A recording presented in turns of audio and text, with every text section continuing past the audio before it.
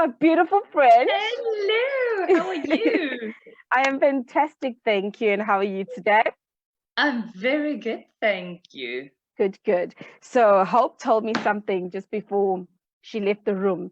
She said, Yes. this one must be company until my friend comes on. Oh, how sweet is that? So now that my friend is on, I think I'll put Ozzy one side. Maybe Ozzy can learn also about Ozzy is welcome to join yeah, us. you see, welcome to join us. Ozzy's welcome to Okay. join. She's chuffed I, right now. well, I have my cat right next to me. Oh, okay. She's probably going to walk over my laptop. Like, I've been amazed with all the webinars I've been doing lately that she Okay. hasn't been featuring in more webinars because for some reason, she can't let me work without walking over my laptop. Like, Oh, okay. and She's now like, she's lying right next to me. Wait, let me see if I can show oh, you. sweet. Let's see, Dora. No, now you just see my messy house. That's all. Dora, These things hello. happen. I think Hello. everybody's going to be logging in for the knowledge. That's it. And a messy house. But there was the cat. She's cool. But she's always in on webinars and stuff. I wonder how many people realize I present most of my webinars with trying to keep a cat off my laptop and a dog on my lap most of the time. That is life for me. That is definitely live. Cool. So there's quite a few people that are logging in. Brilliant. Colleen sends you a shout out. She says, hi, Silna. Hello. Yes, then there is Anthea that's logged in and Molatello that is logged in. It is for Molatello. Molatello's comment was the one that was quite punchy, that inspired that I needed to come to the professional. Bring the professional on. Let's talk to the professional about these things. and now the professional just showed her very dirty house and her weird cat to everybody. Suddenly, presenting webinars from your house gives another spin on the professionals. We know the people also with the messy houses and the cat lying on the table. But it's also, you know what I think it's quite cool though? It is a matter of, oh, am I going to be logging into funny things here? It is a matter of, you can be an expert in some things, but why should you be an expert in everything else? That's my story. I'm sticking to it. Exactly. No, I agree with you 100%. And even more, if you are an expert on something, it doesn't make you a special kind of person. You just know something very well, and we're happy that you are willing to share that with the world. It doesn't change who's living on the inside. Like, I mean, the fact that you know something very well doesn't change the reality that you are just another human being. Absolutely spot on. I wish Well people said. got that. Yeah. So there's quite a few people still coming in because I did connect in a little earlier than yesterday, because yesterday I even had that other mic that was here. So look for it, but it didn't work out so well. And I went to my good old faithfuls. I love these. I even marked it with nail polish so that my son doesn't hijack it. And I'm like, guys, I've got marks on my things. That's so funny. Cool. These earphones are also, I have two sets, one for my phone. Yeah. And then these ones that I use on my computer. So I have two sets, and what gets very exciting is if I have the ones that's actually connected to my phone in my ears, and I'm busy with a webinar on my laptop, and then I'm like, I can't hear you, and I think like it's a Zoom problem, and then I realize, oh no, you're just blonde, you just have the wrong set of earphones in your ears, you're just not plugged in, love. Oh, that's a good one. So I'm sure I've given a little bit of humor to we've given a little bit of humor to everybody. Cool. A nice warm up. A nice warm up indeed. Cool. So now what I just figure is, you know what? There'll be people that join, that catch the replay. I saw that yesterday, that by the time we had completed, there was already 67 people that had seen the video, and that was an awesome count, because of 96 people there was before sleeping, and I think now there's 100 and something. So, and That's by this morning, brilliant. at least, it was 80 people. So, without much ado, what we're going to do is go straight into things. So, Stillness, thank you for coming through with your cat and your Pleasure. dog. It's a My pleasure. cat, my kids, my husband are all excommunicated from my little sacred space. Yeah, I've got my office set up where I decided I'm going to sit on my office chair today, have the back Oh, rested. brilliant. And yeah, so we're going to get into stuff.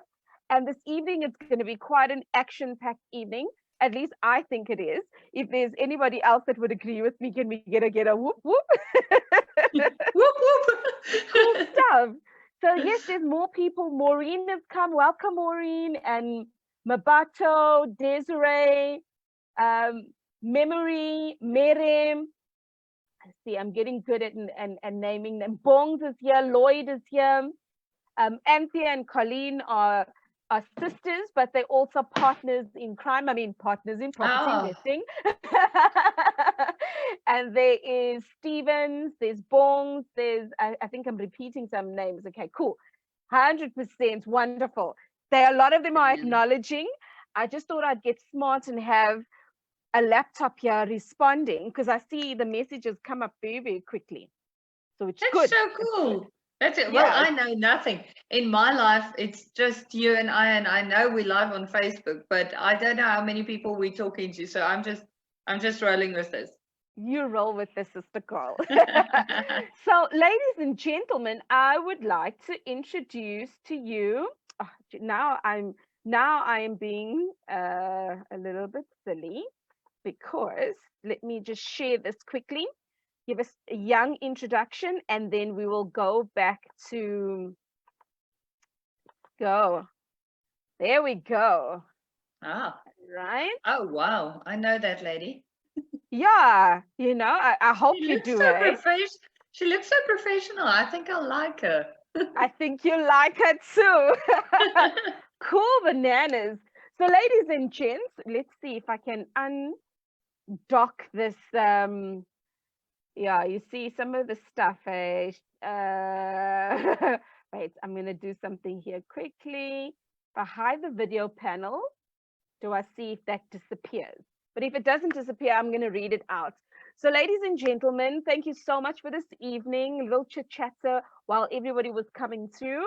I would like to introduce Silna, and before actually letting her have the floor, so to speak, I'm going to give a young introduction. I've gone onto her website. Her website, as you can see, is at the bottom. So if there's anyone that wants to connect with her, please feel free to do so. She's an expert in a lot of things. However, I decided to take this quick synopsis just to share more about her and who she is. She appears on TV. Yes, I know a lot of nice people. And radio, participating in discussions relating to property law. And for the fact that we are talking about property investing at this particular point, who better to explain certain things in property law other than Silna? And then she also has discussions in particular to evictions. Now, there's one juicy bit of information I want to share with you, right? But shortly. So Silna is also the author of LexisNexis on the topic of lease and evictions, among many talents. She's also a wife, a business. She's also a mother, a business owner, and now I have the privilege of calling her my friend. So, in all of this, that I have the privilege of calling her my friend, I would like to share with you that Silna and I, as time is going to go by, we're putting a cause together. And that cause is literally amongst eviction and a lot of stuff pertaining to eviction. And specifically, wait, let me just start this again. Property rental and evictions. We're going to be first talking about the common myths of eviction sometime soon. So in this group, we're starting with the fundamentals. And because I know that there's going to be, there's a whole lot more than anyone starting with only property investing. We're going to be talking about the rentals component. We're going to be talking about your lease packs. where you're going to get it. We're going to be talking about evictions and quite a few things, right? So that is my young introduction on Silna. So just before I change the screen again, I would like you guys just to take her website down, but write it down. And while I say that, Silna, you are most welcome to introduce yourself. But I just wanted to introduce you in this particular way right now. Oh, thanks, Gina. That was such a sweet introduction. I'm very often surprised when people introduce me, and I'm like, "Whoa, that sounds so cool, so weird. That's me." But thank you for that intro. I really appreciate it. And yeah, I'm really honored to be one of your friends as well. I must say it's not really part of the introduction, but let me do this anyway. When Gina and I met in person, actually towards the end of last year only, we just clicked and we are like a house on fire. It just makes sense. And I think this is the thing about most entrepreneurs, right? We have the same way of thinking. We have the same things that's important to us. And for some reason, if you entrepreneurs strong enough, all the other things tend to fall to the wayside, like all the little things about, but what's important to me, what's important to you, who are your friends, who are my friends, we don't care. We have so much in common as entrepreneurs, and that's why I love being on this webinar and being in this space with you, because I know that people with this kind of passion for what they are doing, like you and I, there's no way that kind of positive energy gets together and nothing happens. I mean, some amazing things will come out of the type of energy that we have in our conversations and things like that. So it's really an honor to spend a webinar with you, and I'm really looking forward to the future things that we're going to do. But on your instruction, I was supposed to introduce myself, so I was very worried when you said I'm someone's wife. I'm like, oh my greatness, I didn't even know about that. Like, that is such a surprise. Who is this lucky man you're talking of? I swiftly changed that. I saw the error in my ways. I swiftly changed it. Honestly, I enjoyed it. But I am Silna. I am the managing director of SLR Incorporated, and it's really an honor to spend time with you. SLR, like Gina said, is a property law specialist firm, and why we are special is because we really do only this. We really only do property law, and usually when you say property law, what they actually mean is it's a conveyancing firm. We're not a conveyancing firm. We do have a conveyancing department, and we do amazingly quick, very effective transfers. But that's not our main focus. Our main focus is a more holistic approach to everything in property, but with a very strong focus on rentals. So there's not a lot of firms out there with a lot of focus on rentals. When it's property law, it's usually sales. But the reason why it's rentals is for the past 11 years, I have been specializing in evictions, and I've been training the country's attorneys on evictions. So I'm the attorney that does the Law Society seminar for attorneys. And if you're the one training the attorneys in the country, after a while, you know a thing or two about evictions, because if you think a property investor can ask you 75 different angles on a question on an eviction, you should try a bunch of attorneys. So I can just only imagine. Exactly. So if you train with the right people, you will be stronger after 11 years. So this is what I've been busy with for the past 11 years. But I always pride myself on it that I'm one of the only right-brained attorneys in the country. And why I like that is I have a very different way of thinking, because I am very creative. I'm more artsy than you would expect from a typical attorney, which you can probably see, like from my wall behind me, my pictures doesn't even hang in sort of a medium arranged anything. I'm creative, and that makes us a very strong firm, because we can find solutions for our clients and answers to questions where there usually isn't. For instance, in the midst of a COVID-19 lockdown, if you can't be a very creative attorney and you can't be agile enough to find solutions where there is no precedent, this has never happened. Should your tenant pay rent or not? They look to me and I'm like, dude, I don't know either. When did it happen that I'm the adult now? Okay, cool, but I have to find an answer, and then you have to come up with something. And it's very, I must say, I'm made for this. I'm made for creative thinking and creative solutions in difficult situations. That was such a long intro. I'll keep quiet now. No, not at all. I did share with the group yesterday that as I was concluding, that this first hour we really want to concentrate from the time we come in till about 8 o'clock. I mean, we don't have to drag it out if there's not enough content, but I do know there is. And we really want to be tackling what is your point of view and what is happening right now from, in the COVID-19 space. And just sharing from a property investor or any person that is a landlord, right? Anyone that is a landlord perspective, because we're talking about property investing tonight, right? And yes. I'd like you to share your views and some of the things that have passed your desk that you think is going to be very important for everyone that is listening right now to take away and to consider. That is the first part of it. And as we close on that particular subject, then I'll be able to then open on to the next subject that you will be talking about.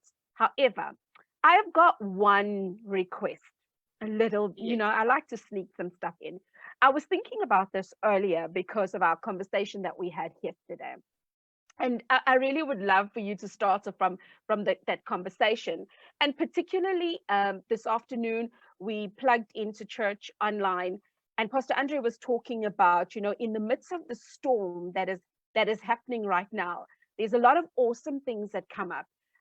Online, we're seeing a lot of posts where people are hashtag lockdown day this, day that. I don't want to shoot anybody down, but I think in this time, we literally need a lot of positive vibes. So yesterday, it got me thinking about our conversation yesterday where you said, from the Great Depression, what came out of there. So I really would love that in your conversation about COVID right now, that you also just add a bit of that element on how we can best be creative so that we can come out of this particular situation shining. I mean, considering we are just in the very, very early stages of the lockdown period. So yes. The floor is all yours and you can take it in that direction. Guys, what I would like to encourage you is, as Silna is talking and you've got questions that pop up, please ask the questions. I am fortunate to be abusing my husband's laptop. So when you see me with a side profile, then you must know I'm reading the comments, and then I will also then position those questions to Silna. So I'll be that middle lady between Silna and everybody else. So Silna, the floor is yours. Brilliant. Thanks, Gina.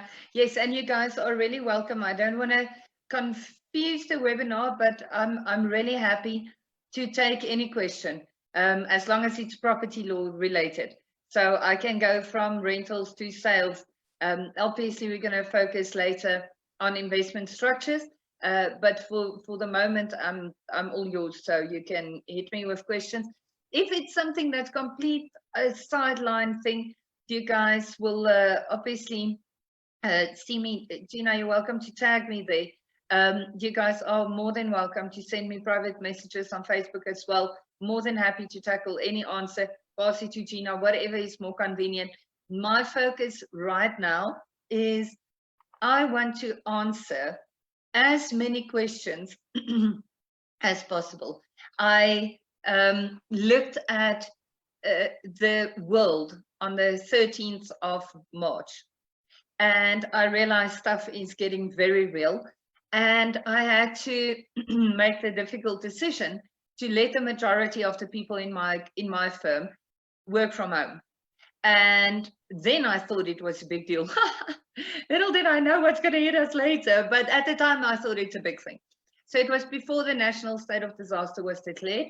And I made the decision to send my people home so they can work from home, because my firm is only the people that work in my firm. The name, the office, the nothing is irrelevant if it's not for the people. So my team is my company, and that is my life in a very big part. So, and I looked at that and I thought, this is scary. And I'll be honest, that weekend was easily the most stressful thing I've experienced in my entire life.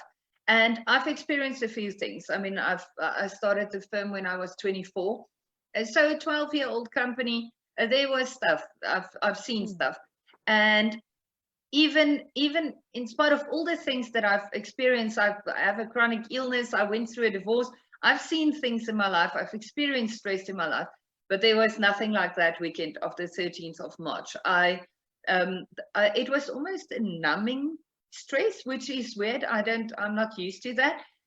And after that, the Monday evening, I drove home, and there's this song, the anthem, which, and the lyrics goes, "You were born for a time like this."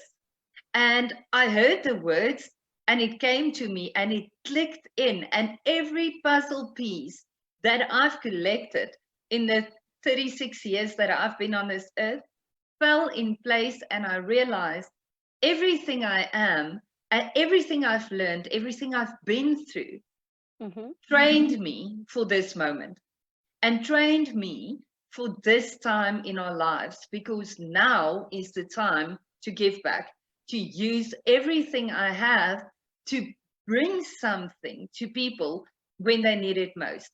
And it's such a special thing for me to be in a position like this, where a very big part of the property industry is turning to me, especially on rentals. What do we do now? And my personality type is perfect for this. I just roll with it. I'm like, okay, cool. I have no idea what we're doing. We're going to figure it out in exactly 2 minutes. Give me 2, we've got this. Okay, cool. Here's the answer. And we run with it. And I was in the, I'm in the very honored position to also call Michelle Dickens, the MD of TPN, a friend. And she called me up and she said, Silna, what are we going to do? How are we going to help the industry? And I said, let's see what we can do. And we've designed the rent recovery pack with TPN. So that is freely available to everybody. You don't have to be a TPN member, don't need to be an SSL outline. We're not even collecting data. You simply click on the link, you download the documentation, because the questions I'm currently getting is, what do I do when my tenant can't pay rent? He didn't get paid this month. What do I do? He got paid this month, but what's next month's going to be like? Well, we don't know. So what do we do? And the thing is, right now, what I keep on saying is the only thing we need right now is extreme kindness. So when you are a landlord, see how you can assist your tenant. If you are a tenant, don't ask your landlord for a rent reduction if you are still earning your full salary. Let's see what we have, what we don't have, and where we can assist each other. And then you use the documentation from the rent recovery pack that TPN provided, that you get your tenant to pay what they can. You as the landlord, obviously, everybody is going to suffer, guys. And I think this is the message I'm trying to get across to the entire property industry. People are still asking me, but who carries the loss? Who carries the loss, the landlord or the tenant? I'm like, the right answer on who's carrying the damage right now? The world, guys. The world is carrying the damage together. We're all going to suffer financially. If we look at things like, okay, now we've been downgraded to junk status.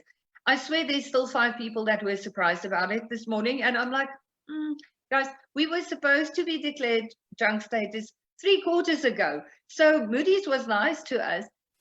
But now we're not the only ones. So we're not the only ones going into junk status, being in junk status. Junk status, guys, is just a term.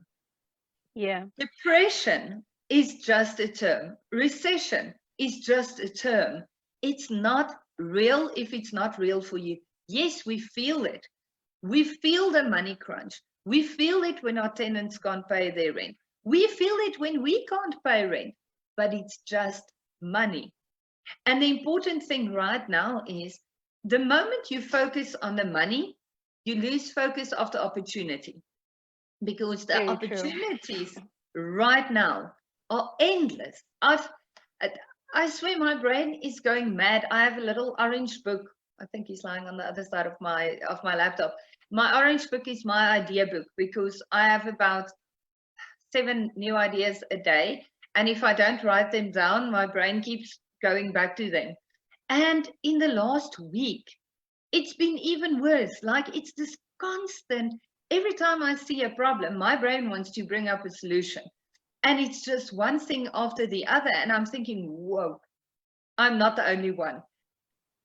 You, Gina, and you guys on the other side of the screen, without a doubt, have the same thing. When we are in a position where there are problems, if you're an entrepreneur, that is harvest time, guys.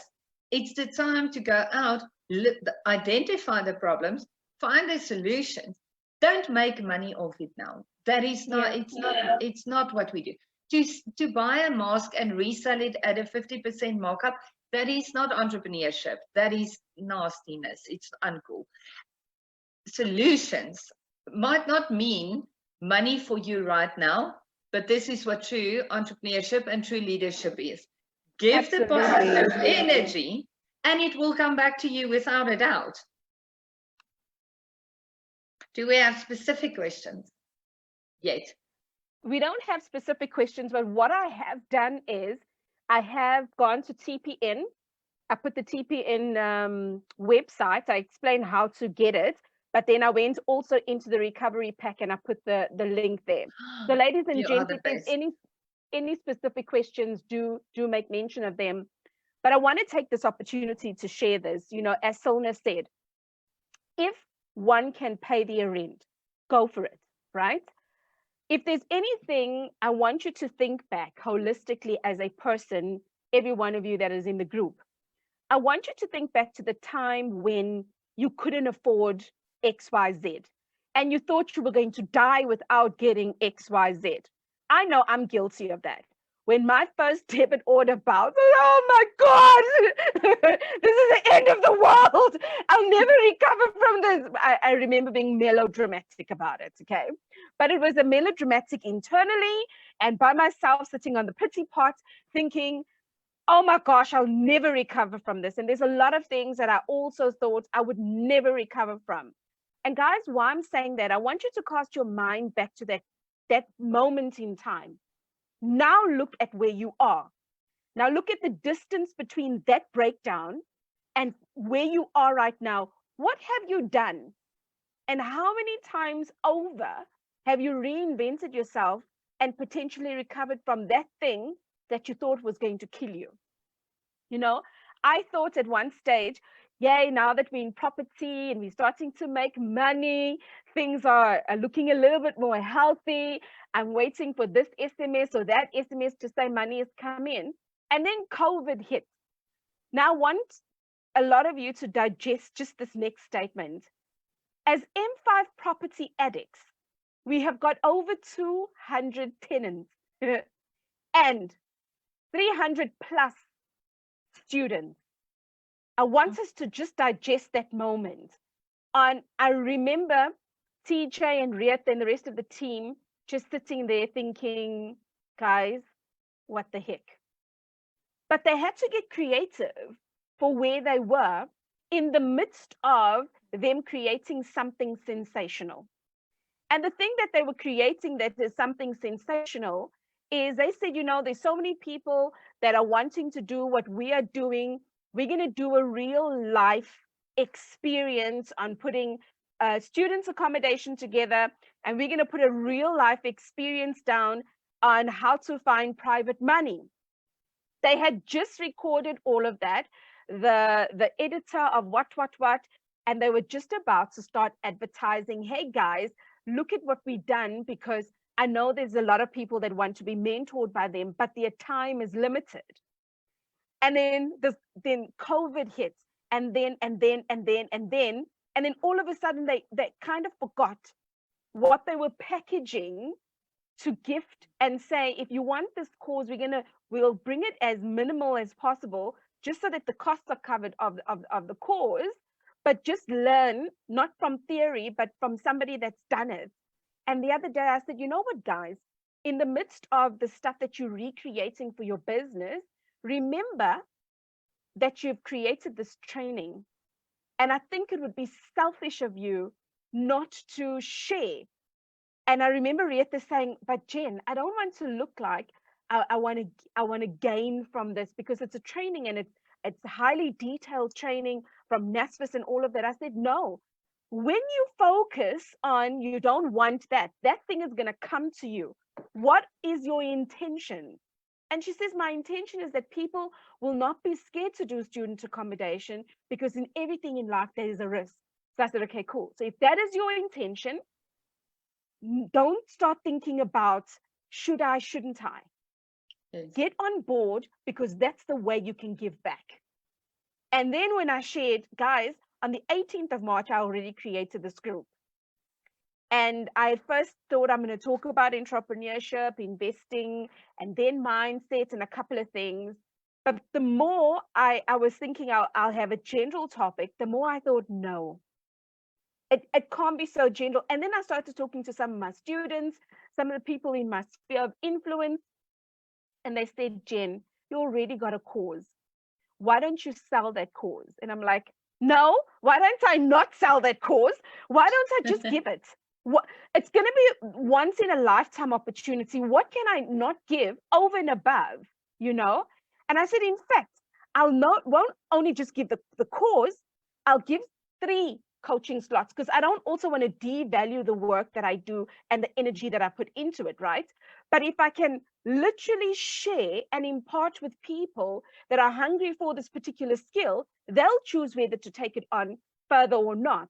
But can I just get to a point where I am doing my best for now? So in saying all of this, my thinking is, sometimes you may be thinking, I'm going to do this, and then COVID hits, and then you say, oh, but I could have done this, and it should have been this way. Ladies and gents, we have to be agile, as Silna said. We have to start moving and start thinking, how are we going to tailor make our way forward?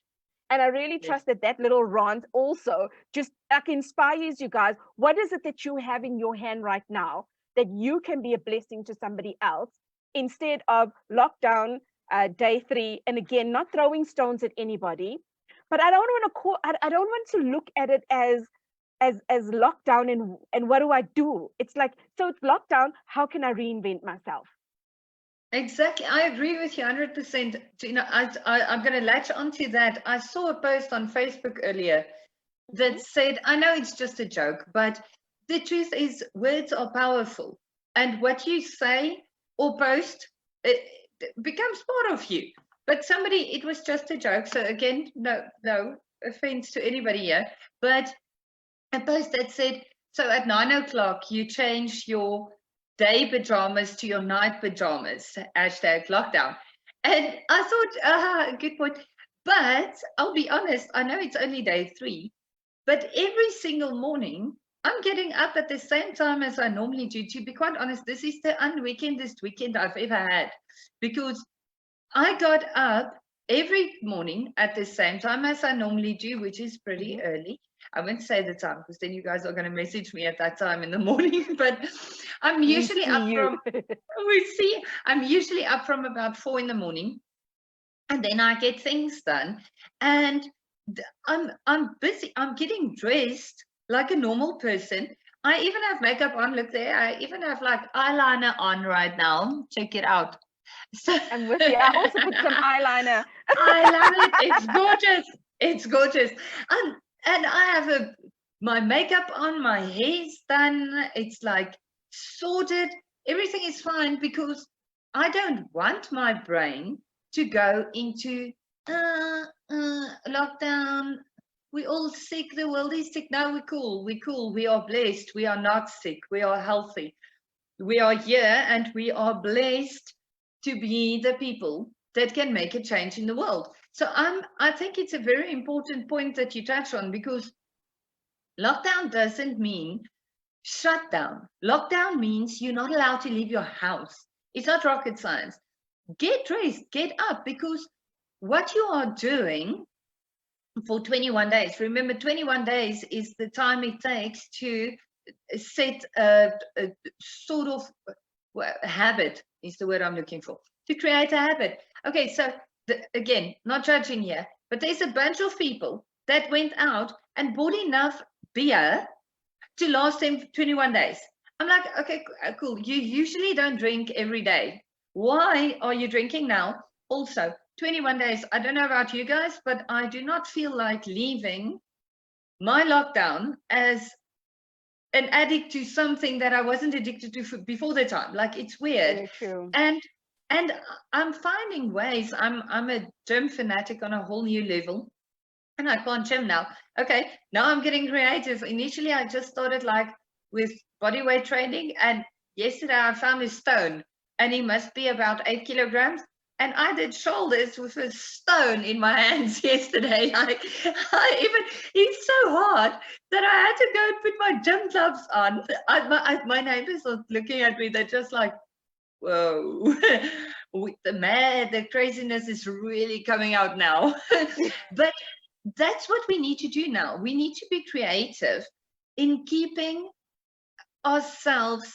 And like I said, as much as you can create a negative habit in 21 days, you can do the same positively. So if you do something now, you do daily meditations, you do daily training sessions, you do daily. If you do the same thing now for 21 days, it will be a habit. So if we change our mindset from,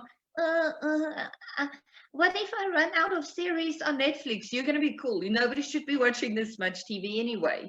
So if you change the mindset and you start doing something like, my daughter is 7. So this is a story that's not my favorite part of lockdown, but the long story short, we've got a directive pretty much on Thursday afternoon saying that kids won't be allowed to move between parents. And we have joint custody, and my kids are with me for a week and with their dad for a week.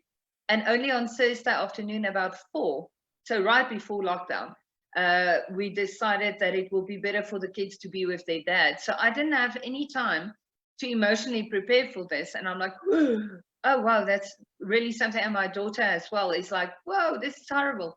And I speak to her on FaceTime pretty much constantly. And she told me this morning, she asked me, can I read you my journal so far? It's only 2 days. And I'm like, huh, journal?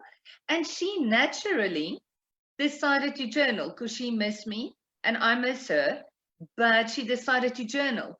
And it's small things like that. If you start following your heart, because your heart knows what you have to do right now. If you start doing that, you're going to do it for 21 days. That will be a habit. So if your habit has to be journal to get your ideas onto paper, even if you can't execute them now in lockdown, write them down, get them down. And this is now advice from the legendary Carla Stein, my daughter. But write the things down, get it there where you can use it once lockdown is done. And a lot of things can already be implemented. Guys, remember, I do a lot of work with estate agents as well. So yesterday I had a video conference with one of the estate agents in Helderberg, and he said to me, he thinks this is going to change the life of sales. I said, no kidding, Bookie. I can see that as well. And I said, but what are you guys planning as estate agents? What sort of the ideas that you are coming up with? He's like, he can't believe he didn't think about it before the time because they have a pretty big rental portfolio.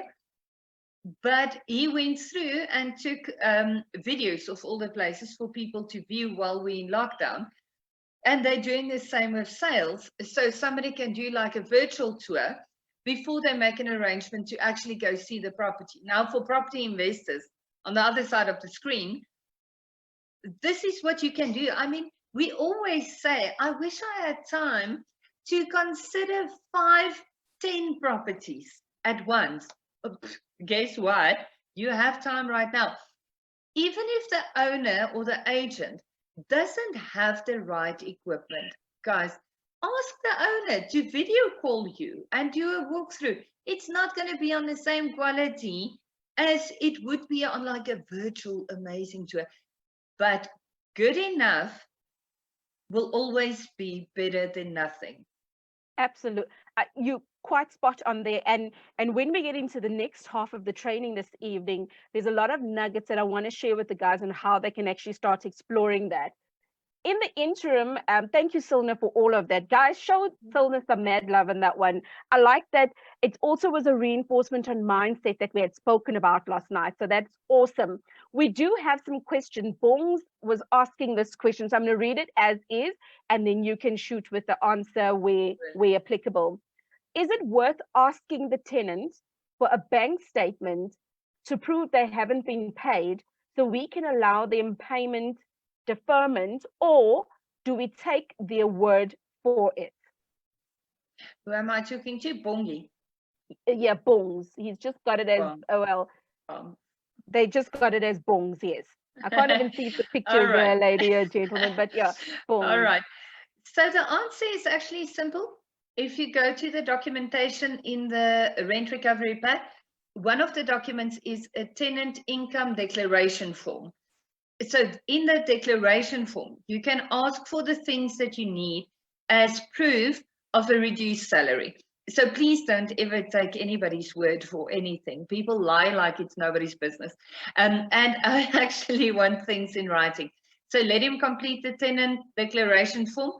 Ask for the proof that you need. You are 100% allowed to ask for the bank statement. That's not really going to help you much at this stage, because the communication around a reduced salary might very well rather be in a letter from the HR department or something like that. So let yourself be guided by your gut a little as well. You know, if a tenant was a good paying tenant for 5 years, if he now says, listen, I'm on no work, no pay, the chances that the guy is lying to you, slim to none, but still rather get it in writing. For sure. Awesome stuff. That is fantastic. And earlier, Bongs, you'd see that I had put the TPN link, and then I explained to scroll down halfway. When I clicked on free to use, it took me straight into the product, and I also put that link. So it's a double that is there. So thanks so much, Solna. I appreciate that one. The next question or statement is from Molatello. Molatello says, I'm inheriting a property in the near future from my mother. What is the best manner to transfer it? And then in brackets, she's got donate, normal transfer processes with question mark. The property is meant to become an investment property. In which structure would be best to advise to place it? Individual, company, trust?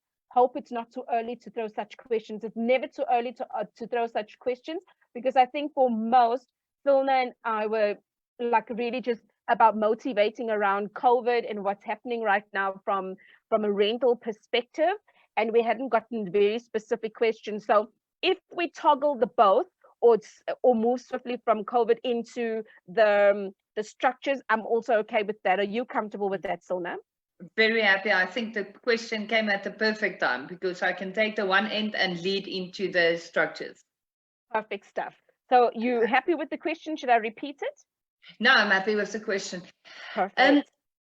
So the thing about transfer from an estate, first of all, I'm really sorry for your loss. Inheritance is never it's never a pleasant receipt of a property. So I'm very sorry for your loss.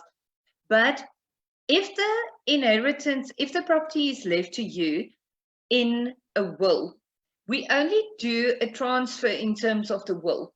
So I'm not a conveyancer. If I was a conveyancer, I would have said like the right term. The conveyancers in my firm is absolutely genius. And if they were here, they would have quoted this section from the Act that's relevant to this. So I can't quote this section from the Act, but I know how it works. So how you work with an estate transfer, similar to a divorce, where a property is transferred, but in the form of a court order, a settlement agreement, the division of a joint estate, a will, something like that. Transfer looks a little different. So it's a much easier transfer process. Details of that, I'm going to have to lie to you. You are more than welcome to pop me an email. I'll give you my email address and I will put you in contact with Pateka. She is one of our conveyancers and she's absolutely brilliant to give you the exact details of that. Donation, definitely not, because donation, you suddenly stuck with donation tax. You will still have to pay transfer costs to the attorneys for the transfer, but there will be estate duty payable in the estate and potentially transfer duty, but most of the time, that will, not most of the time, obviously, value of the property and the way the will is structured is actually the important part on what you're going to pay there. So the answer is simply, there is only one way of transferring when there is a will that allows you to transfer. So you have to transfer in terms of the will, but to who you transfer. First of all, I don't want to give a one-size-fits-all answer without seeing the will, because a will, some wills, and some people have their wills very specific, where they will say something like, the property will be transferred to Silna, but only in her personal capacity. Or the property will be transferred to Silna's trust with the beneficiaries only being her two children, something like that. So I don't want to answer a question without having the document in front of me, which might change my answer. But a general rule is, if a property is left to you in a will, you are allowed to receive the property in whichever entity you prefer to have the will in. So that part of the question is going to lead me into the conversation about investment structure anyway. So I just want to finish your question first before I do that. I've been sitting too long today. My back is surprisingly sore. I'm sorry I'm moving so much. So to answer your question, please pop me a mail. I'll give you a quote and everything so you can see what the different, what the effect on the numbers will be on the different ways we can transfer. But the truth is, in a will, we have to stick to the terms of the will. So I'm going to have to see the will. So you're really more than welcome to pop me an email. I'll give you my email address. It's Silna, C-I-L-N-A. You're the best. So you're welcome to pop me a mail. I promise we're not going to charge you. The rule with SLR is always to answer a question. We won't charge you for it. If we have to do actual work, we will quote you before the time. So you will know when payment's going to have to start happening and you'll know how much it will be. So please pop me the mail, the will. I'll pass it on to Patex just so we can give you a tailor-made answer for your actual situation. I am always scared when attorneys answer questions based on documents that they've never seen. All right. Awesome stuff. So, that is dynamite. So what I've done on Molatello's post is I replied with your email address. This is why I thought this was going to be fantastic. Having the laptop here while you're explaining it, I read the question and whatever I can see where you're going. And because I'm happy that you're free with your information, I really just trust that everybody on the other side then also sees the openness of who you are. And then obviously when they need something and within reason, they'll be able to share with you or ask you. Brilliant. Yeah, more than welcome. More than welcome. Cool. So then there's another one from Lisecha. Lisecha says, what about a tenant who is part of essential services and continues to work? Surely non-payment shouldn't be an excuse. Well, remember, the only problem is the fact that you can work at this stage does unfortunately not mean that you are getting paid. So I hear where you're coming from. And for the moment, I am hoping that most people that form part of essential services are getting paid. But the truth is, I'm quite sure that most companies are bringing in reduced salaries already. And so the problem is, our only options at this stage isn't easily just no work, no pay. We're going to sit with retrenchments. We're going to sit with reduced payments.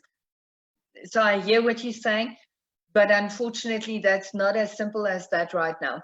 So rather have the tenant complete the tenant declaration, income declaration form, so you know exactly what's happening. Because unfortunately, I know of a lot of people in essential services that are receiving reduced salaries already, which is sad. Yeah, it's such a contentious time, and like you said, it's a time we've never seen before, and you can never just but prepare for something you've never seen before.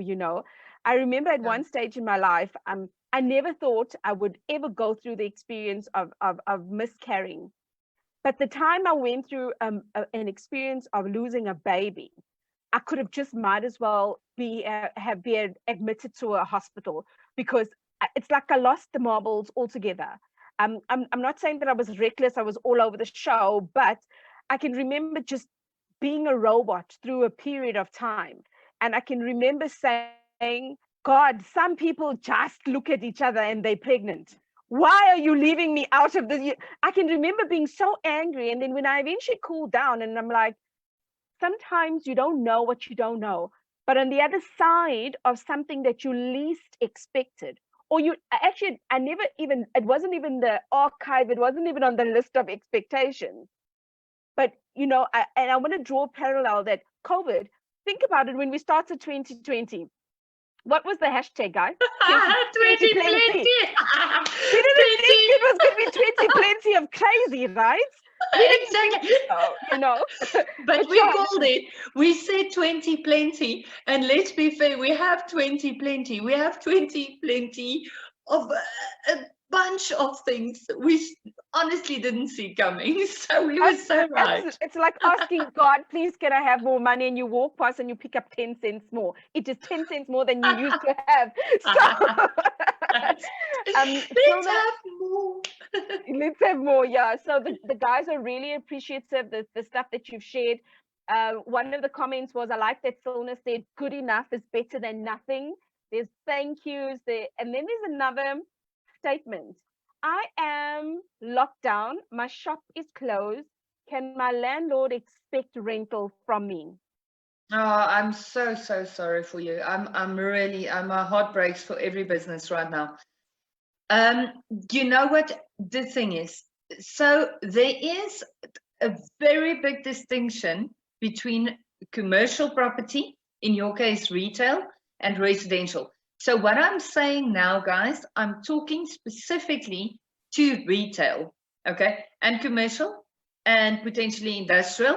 I'm not talking about residential right now. The thing is, there is an argument to be made about your inability to perform right now. So it will depend on the type of services that you have, the type of stuff that you have. There is an argument to be made for you to approach your landlord to ask for a rent reduction or non-payment. But remember, what we want is, we want to return to our businesses after lockdown. So what I recommend to you, please pop me a mail. Tell me the story about your business. If you can, please send me your lease agreement. I would be more than happy to help you. And this is, Gina will know, this is so not a me type thing. I usually play only on the landlord side of the game. So yes. to offer to help a tenant, I promise I know exactly what landlords should be doing. So it means I know what tenants should and should not be doing. So please send it to me. Let me have a look. I don't want to give a general answer that people are going to misinterpret now and apply it to every other situation. So let me have a look at your lease agreement, and I will help you to formulate a letter to your landlord. I would be more than happy to help you. Businesses need help right now. Awesome. Thanks so much, Silna. Lawrence, you would see on the thread that I've put Silna's email address there. There is a correction, Silna. And it's so funny because the way I've just answered or responded to Molatilla. So Molatilla says, that her mom is alive and kicking. I'm happy to hear that. Me too, I'm so glad. But it's so amazing though that when I also hear the word inherit, and that's how I apologize to her. When I hear the word inherit, my mind goes down a natural, the natural way, which is also kind of not so natural. So my question here would then be, so mom is gifting her. This is a gift, as a future property investment. How would the process of handing ownership over be? That's very different. Is that a better question to ask in this instance? Yeah, that's very different. That's very different. Isn't it just, It's very, because inheritance will always mean a bequest and a will. So inheritance, you unfortunately can't inherit something unless the person passes away.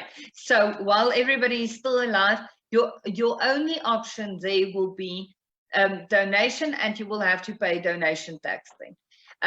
If you do a sale where there's no actual money flowing, I must say I don't like that too much, because you do actively skip the donation tax portion then.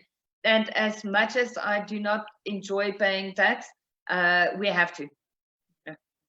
Sort of one of those things. So there's the two realities in life, right? Tax and death. Two certain things in life. Things in life. Thank goodness our conversation isn't around death, but now it's definitely about tax. Okay, so that's the thing. Yeah.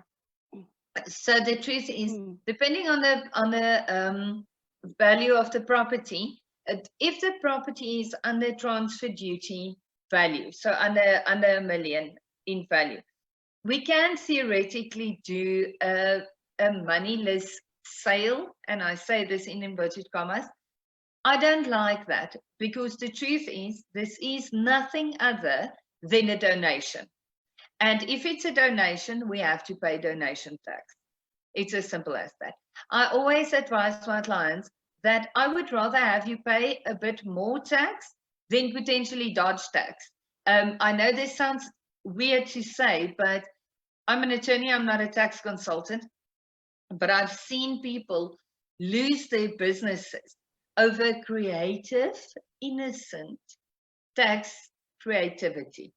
There are creative things you can do with tax, but what you do is, the moment you get overly creative with tax, you open the door for an audit. So everything you've done to that point is going to lead to a potential audit. What you can do, and Gina, I think I'm somewhat going to take this opportunity to go into the investment structure thing. That's a perfect opportunity for that, because I was going to say, now it makes sense to me, now that I know a little bit more, is when she did ask the question, you know what, is it personal? Can I get it in my personal capacity, my company or trust? And usually to my students, I usually make that disclaimer, I'm not a tax consultant, but what I do know is that when we were looking for the right structures, there was always the question is like, what is your end result? Do you want to get benefits from tax? Do you want to get this? Do you want to get that? And therefore, it's then reverse engineered back into a structure. So yes, the floor is all yours to take it into structures. Brilliant. And then I'm going to answer the question, because there is a way of getting the property to you without a donation. So there I'm going to talk joint venture, but let's start at the beginning. I'm going to go into joint ventures and everything at the end of the conversation, but let's quickly talk structure. So the one thing that should get you to put on your tackies and you should run is, if you are in a conversation or a training session or a webinar with somebody that has a one-size-fits-all answer for investment structures. That is easily the scariest thing that I've ever seen. I've seen people make compelling arguments about this trust, then this trust, then you have like these little companies, then you flow the money around into this other random trust that nobody knows why he's there. And then we flow the money and eventually you only pay 13% tax. And I'm like, oh, Yes, and then when you misstep one of your 55 processes, you go to jail for tax fraud. So let's not. Or even if it's legal, but it's so complicated, you can't do that without your tax consultant, your auditor, and your accountant all working together. Okay, guys, let's quickly do the math on what you are paying those people to run your complex structures in comparison to what you are actually saving on tax. So I was blessed by being born blonde. God knew He needs somebody in this world that will be an attorney with the right answers, but that doesn't overcomplicate anything. I believe, and this is my life motto, keep it simple. Unless your structure is simple enough that you, as somebody with an accounting level of understanding like me, it's nothing. I do not understand accounting. I'm there where I know debit is on the right side because thank goodness I'm Afrikaans and domaintjie starts with a D. And this is why debit is on the domaintjie side. Okay, this is how bad I am at accounting. I do not understand accounting, but your structure must be simple enough that you can do your own accounting. I'm not saying you should do your own accounting. What I'm saying is it should be simple enough for you to be able to do it. Okay, I always recommend using professionals for these type of things, but at the same time, you should be able to understand it. Because if you sit in a structure that you don't understand, how can you really use it? So what I like is, I want to know what is an easy to use structure for you that will give you the agility so your tax consultant can come in, your accountant can come in, move the money around in a tax efficient way. So I need to make sure your structure is agile enough for money to move in the most effective way. What this structure looks like, guys, unfortunately, I can't tell you. I will tell you the important things you need to consider. But as you rightly said, Gina, it depends on too many things. The reason for your property investment, if you simply want to invest in property and this is the money you live off day to day, you're not planning to leave money for somebody because you're a millennial, a young millennial, and you just want to live life easily and you just want money to survive, but you don't really want to leave anything to anybody because, you know, your dog's not going to appreciate it that much. Cool, there's no reason to have a family trust and this and that and the other. You can do what you do in your personal capacity. Still not, but what about my risk and my exposure? I'm going to share something very wise with you guys. There is no structure that can protect you against a creditor. The only way you can be protected against a creditor is to not have credit. Okay, that's the only way.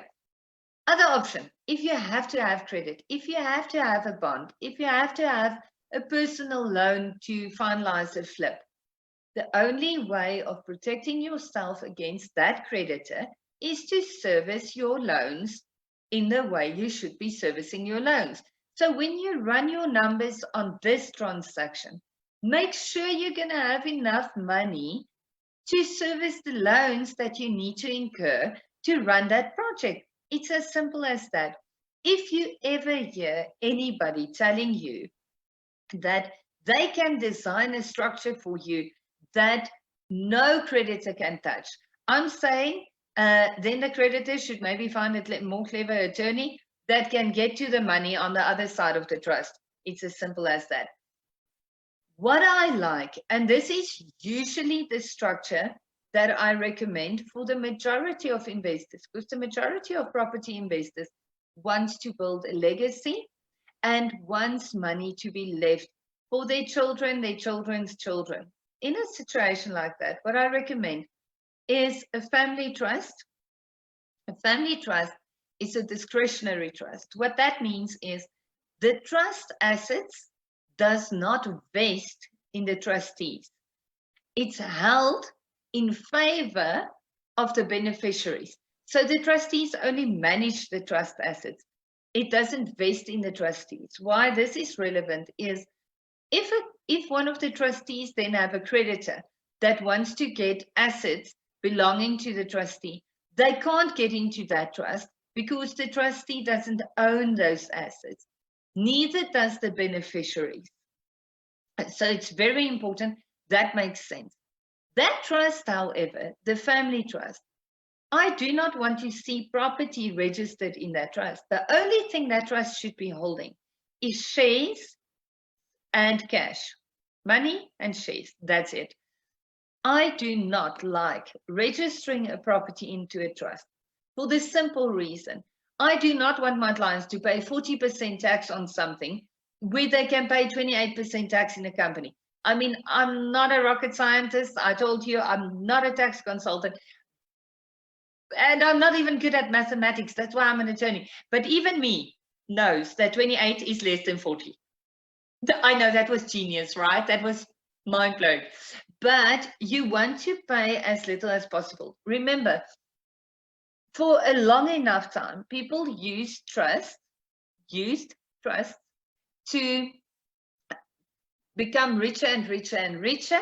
And that is where a lot of money lies. That's why trusts are taxed so heavily. Remember, our government knows that without companies, the majority of our workforce will be unemployed. So the tax around companies will stay relatively stable because government will always have to stimulate companies to be there so we can employ people. It's as simple as that. So a company is always a safe structure. So a company, what I recommend with the companies is have a separate company for your separate investment structures. So your buy-to-let portfolio, pop that into one company. Separate it from your flips. Your flips you can do in your personal capacity or in another company. And the reason why I want to separate them out is your risk on a flip is obviously higher than your risk on buy-to-let. So if you separate these things, you basically build little firewalls between your things. So your courthouse doesn't come tumbling down with one bad flip or one tenant that is not paying rent. You can maintain the word I'm looking for is distance between your structures, which is safer. With all those companies' shares issued to the family trust, this gives you agility on tax because now you get your money from the companies into the trust by declaring dividends or by paying yourself a salary, or you can get very creative. For instance, remember, any person over the age of 16 may be employed. So if you have children, once they hit 16, you can employ them in your company and pay money into an account. Please don't give them the card because a 16-year-old should not have any money more than 100 Rand at any time because nobody knows. Oh, one of these days we anyway won't have that kind of money, so it's going to be cool. But I'm such a positive person. Don't give the kid the card, but you can basically build up funds for that child once he's done with school to go to university, to start a business, whatever the case might be. Then you have money. So you have these type of handy, agile things. But what your structure will look like will depend on who you are and what your risks are, what your plan is, what are the type of things that you are looking into that you want to do. Do you want to flip? Do you want buy-to-let? What are you doing in your, what kind of structures are you using here? And that will determine what the right structure for you would be. So usually at this point when I present a seminar, I tell people that they're going to have to come have coffee. Can I invite these people for a Zoom coffee, Tina? Absolutely. Whoever takes the invite takes the invite. So what I usually do on seminars, I tell people to give me a call and come have coffee with me at my office. I will never charge for that first meeting, because usually that's where we build amazing relationships that last for years. And I'm investing in people and relationships way more than anything else. So unfortunately, we can't drink coffee, but we can all drink coffee in our own homes. So you do have my email address for you to really know what the perfect structure for you is. I'm going to have to hear your story. So pop me a mail. You're more than welcome. I will then get my lovely PA to set up a Zoom consultation for us. You, unfortunately, going to have to make your own coffee for yourself now. I'll make my coffee, probably in this cup. And we will have coffee. You tell me your story, and I will then, I can already pull one of the other attorneys into our Zoom conversation. So if we have to do anything for you, we can take it from there. More often than not, I just want to have a conversation so I can give you a bit of a roadmap about what your investment structure should ideally look like in the future. I never want to let anybody leave a conversation around investment structure with a price list. Okay, you need 3 trusts. Each one of them will cost you 12,000 Rand. And then you need 5 companies, and you also need a will, hey? Always a will. And I never want that for anybody, because that is so, it puts you in a negative cash flow so quickly, where very often you can build up cash already in your personal capacity, as long as you play it safe. So please, you're more than welcome to take me up on my invite. Pop me an email. I'll get back to you, and we'll set up a conversation so I can guide you through your specific structure, so you have the right things there. But then there are other things, and this is now still, I'm going back to my answer. There are other things like joint venture agreements, like sourcing agreements, like loan agreements, which I can help you with any day of the week. If we look at an example, like a mother that owns a property, say theoretically, I'm just making this up now, a mother that wants to donate a property to her daughter. I'm right, daughter? So how do we do this? Do we donate? What do we do? The truth is, you have multiple options. One of my favorite options here would be to potentially rather do something like create a company, we then do an agreement between you and your mother, but in the form of the company. Your mother is then, or can potentially be a shareholder, or even better, we do a family trust for you, where your mother is a class beneficiary as well. So as long as she lives, you do have the ability to give her money from the trust if there is money coming out of the company. I would rather want to see that property in a company where your mother is a shareholder or a director or neither, but she donates the property to the company, not to you in your personal capacity. You're still going to pay donation tax unless your mother is a director of the company. Then she can bring it in to the company on a loan account from the company. So there's going to be the moment where I'm going to need an accountant to advise you on what's going to be more tax efficient for you, because that's an accountant problem. But I would like to see that property going into a company and nothing else. If it goes into your personal capacity, the tax component is going to be exactly the same. There's no way that it's going to be, donation tax will be donation tax every day of the week. I must say, I do suspect you're going to have a more positive tax effect if your mother donates it into the company with your mother as at least temporary director, and there's a loan account created for her to the value of the property, which you can deal with later. Writing off a loan account and then paying the tax on that would probably be your most effective way of doing that. But the details of that, once again, I'm going to have to talk to you directly. So please pop me a mail So I can share that with you, but I do suspect that would be my best solution. What do you think, Gina?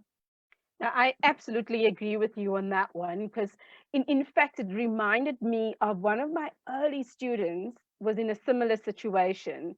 So I would absolutely agree with you on that particular level. And of course, me being the only closeness I've got with numbers is when I'm running numbers to source out a property, you know, the things that we do. So I'm going to do some more questions that we can address, and then I'm wanting to close it off. Lawrence, I would suspect, because of your question, that Silne has already answered it, because Lawrence did ask, what are the advantages of buying under a company versus an individual name? Actually, it's not that much the same. So what are the advantages buying under a company versus individual name? Do you really save money under a company? So it's the same but different. It's the same but different. Lawrence, the truth is, what's very different, it's not about the saving right now, it's about the seamlessness of your passing away. I know this, look at me, on a Sunday evening, going to Debbie Downer, but if you own property in your personal capacity, when you pass away, the family members is going to take the knock on the estate duty. And then there's an estate that has to be finalized. If the property is owned in a company, you deal with who the future directors would be in your will. So you appoint your kids as directors, the kids' guardian, whatever the case might be, and the money simply runs into the trust. So basically what we do is we create a situation of seamless succession. That's what I want. I want my clients to, when you pass away, your family must be in a position where they can just be sad and not stress about the money. That's what you want.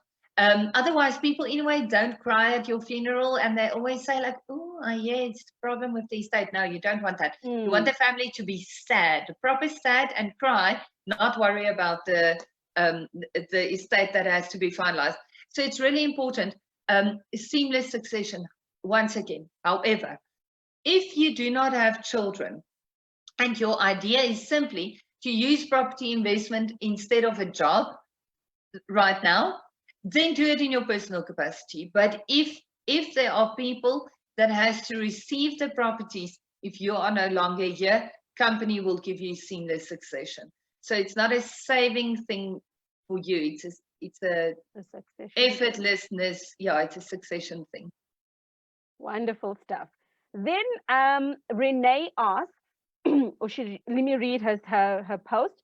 I told Jen a few weeks ago that I put an offer in for an apartment and my offer was accepted. A week later, I was approached by the agent to sell the place to the current tenant, who would give me 10K for my trouble. I agreed. In the meantime, my loan was approved by the bank and I didn't hear back from the tenants, and I went ahead. The bank's lawyer contacted me and I also sent them all my details. And today I got an email from the agent that the tenant paid for the apartment and I would get my money.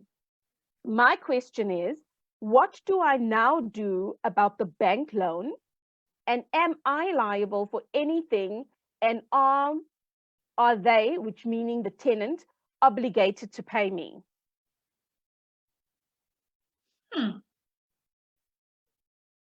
That's an interesting one, yeah.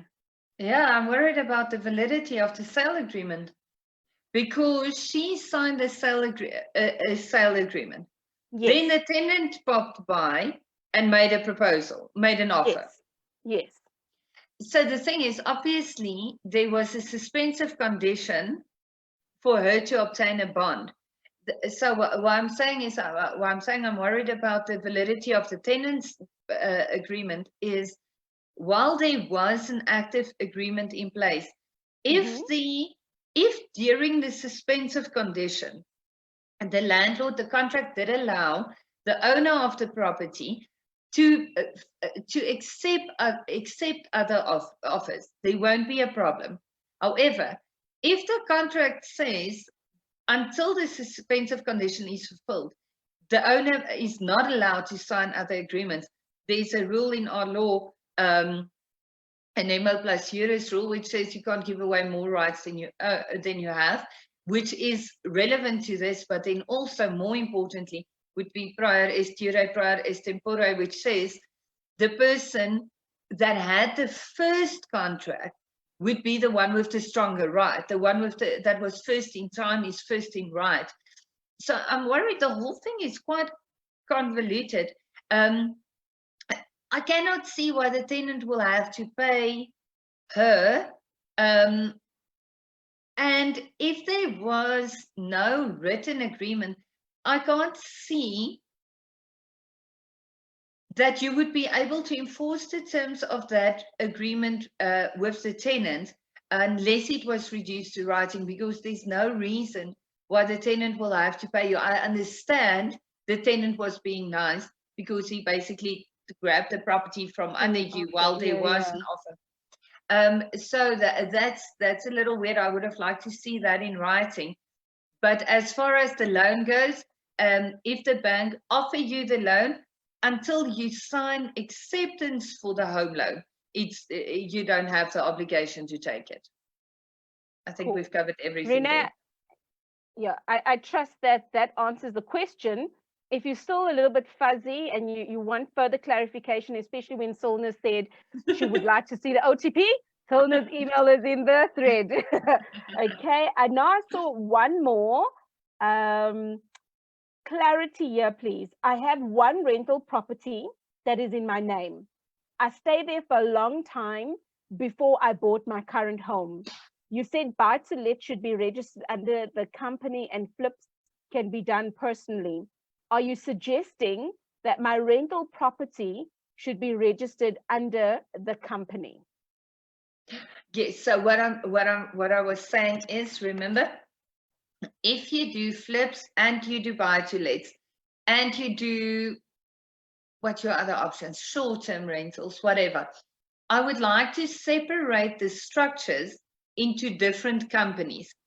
So the reason why I'm saying sometimes you can flip in your personal capacity is if you're starting out with flips, so you're building up cash for later using a flip strategy, and then you are more than welcome to flip in your personal capacity, because you're not going to hold the properties for a very long time.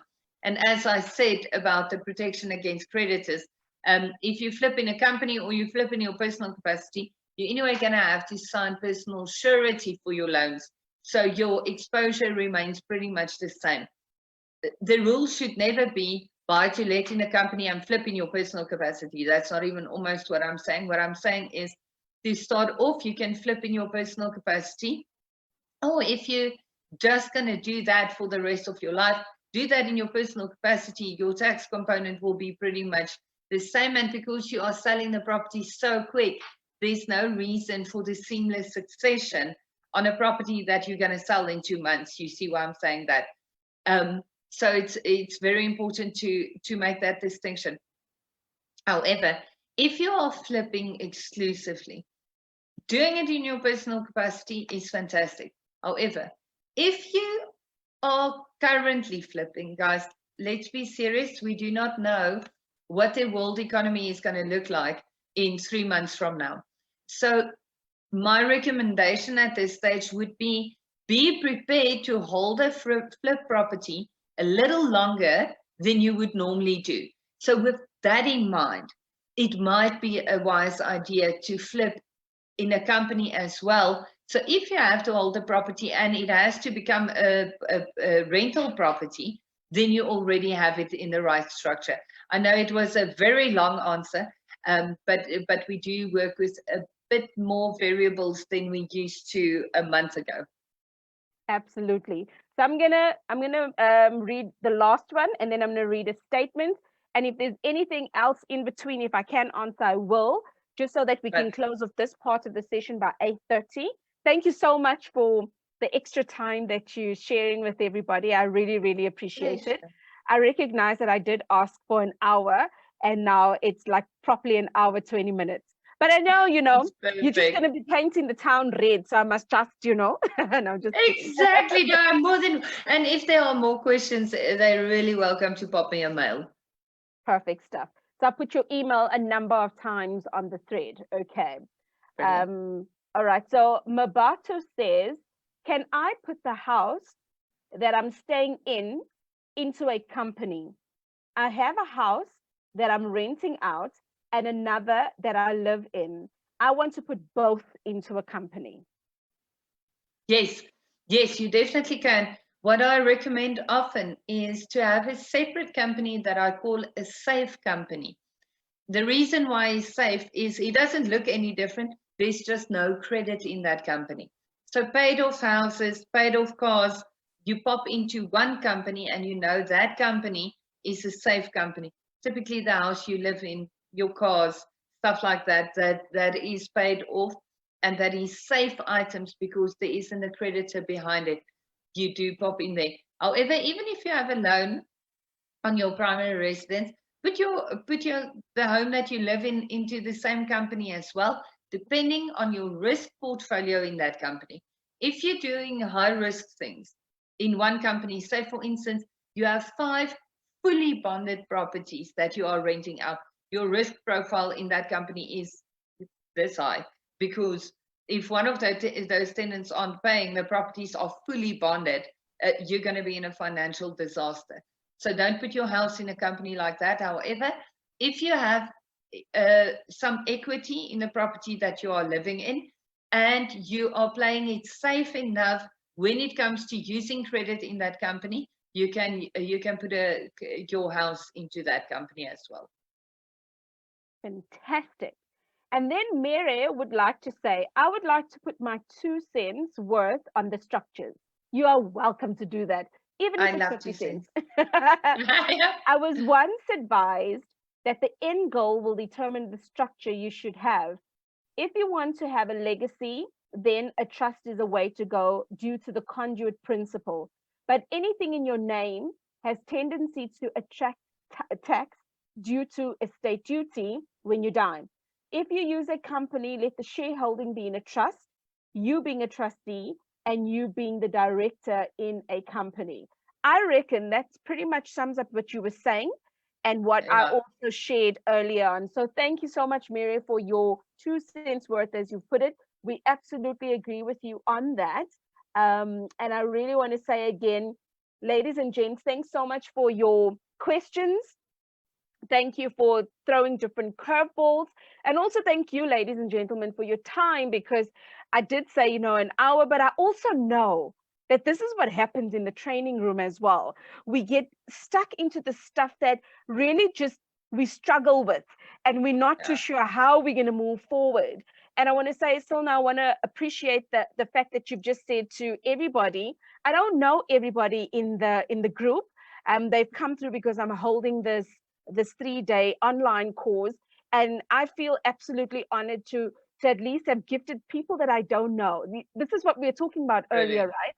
People that we don't know, and for the fact that you've also just opened yourself up.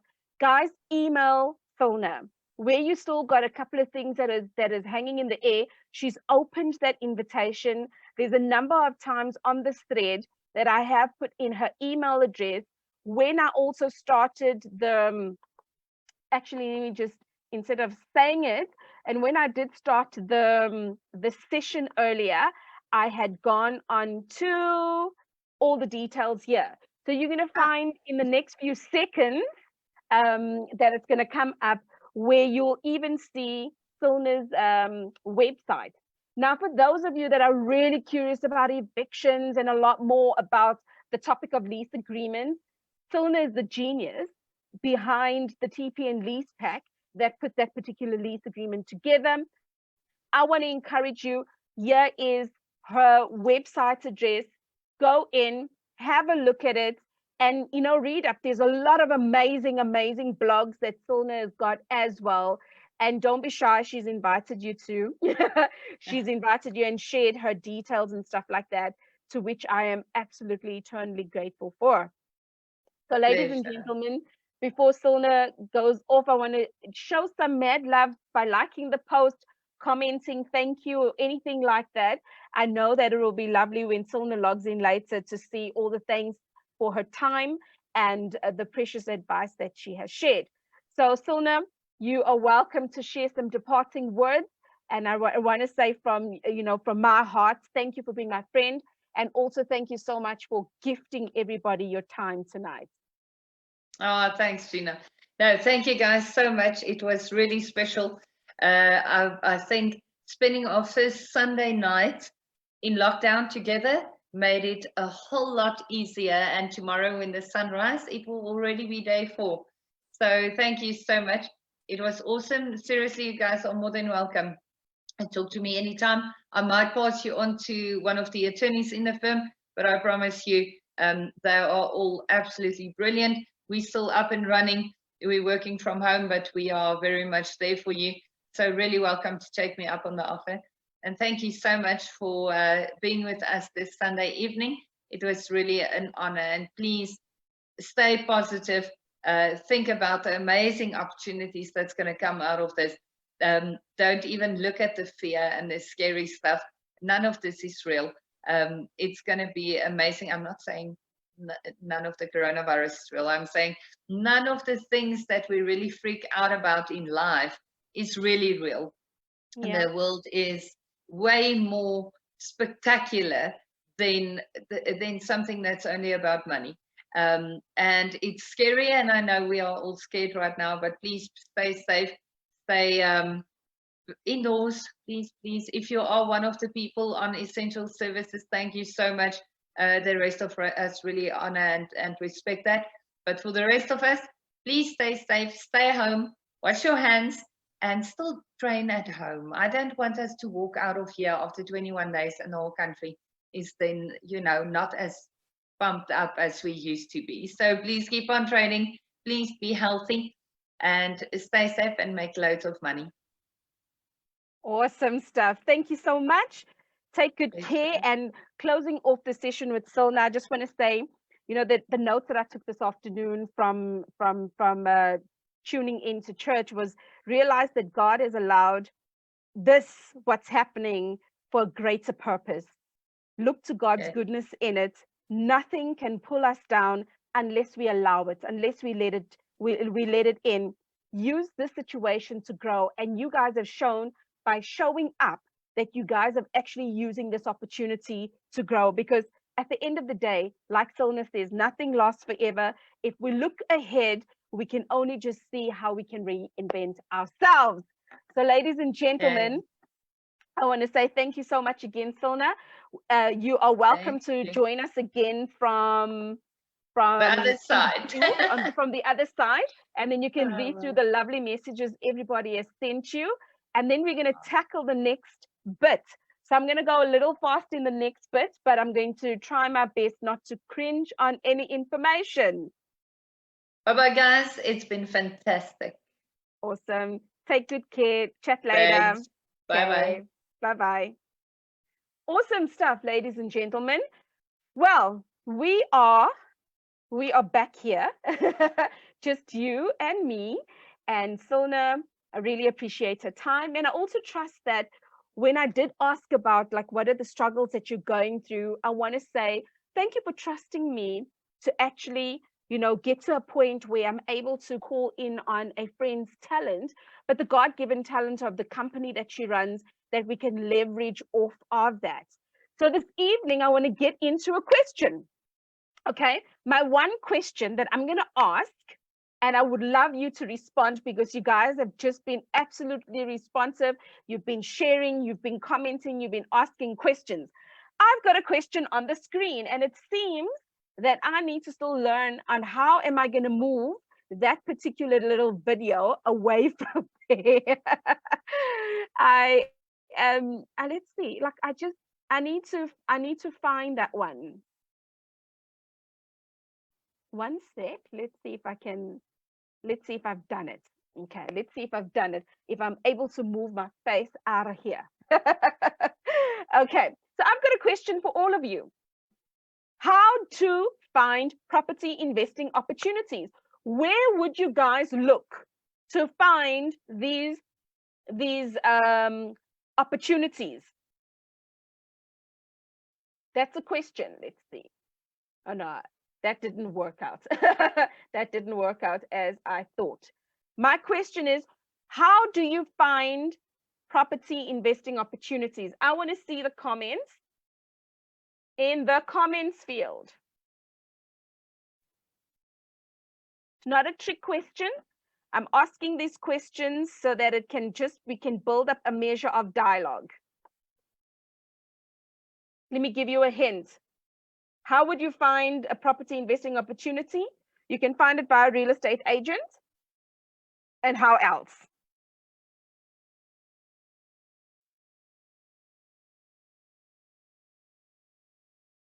Many of you guys are struggling with this particular part. So I literally want to bring it to life on a granular level. So Maureen says, I normally use Property 24 and private property. There's My Roof, scouting my neighborhood, auctions in our neighborhood, look around as you drive, estate agent, property, private property, from a property agent, from Property 24. So many of you looking in the right place. So I've got a question though. When you are looking in these places, what are you looking for? What tells you when you see that property that this is a potential opportunity? OLX. Others say I'm yet to use a property broker, bank repos, sourcing agents. We're going to be talking about sourcing agents later, Stephen. Driving around. Now, what are you looking for when you use these different avenues?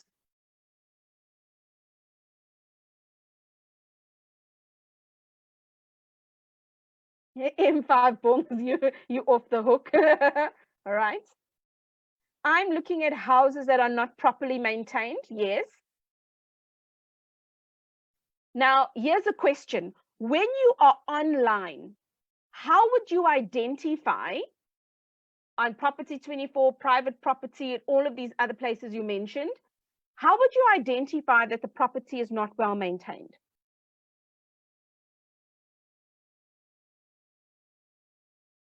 Vacant for a long time, the cost of the property, numbers, the type of property it is. Fine. So now when you are online, what are you looking for? How would online tell you that this place has not been properly maintained?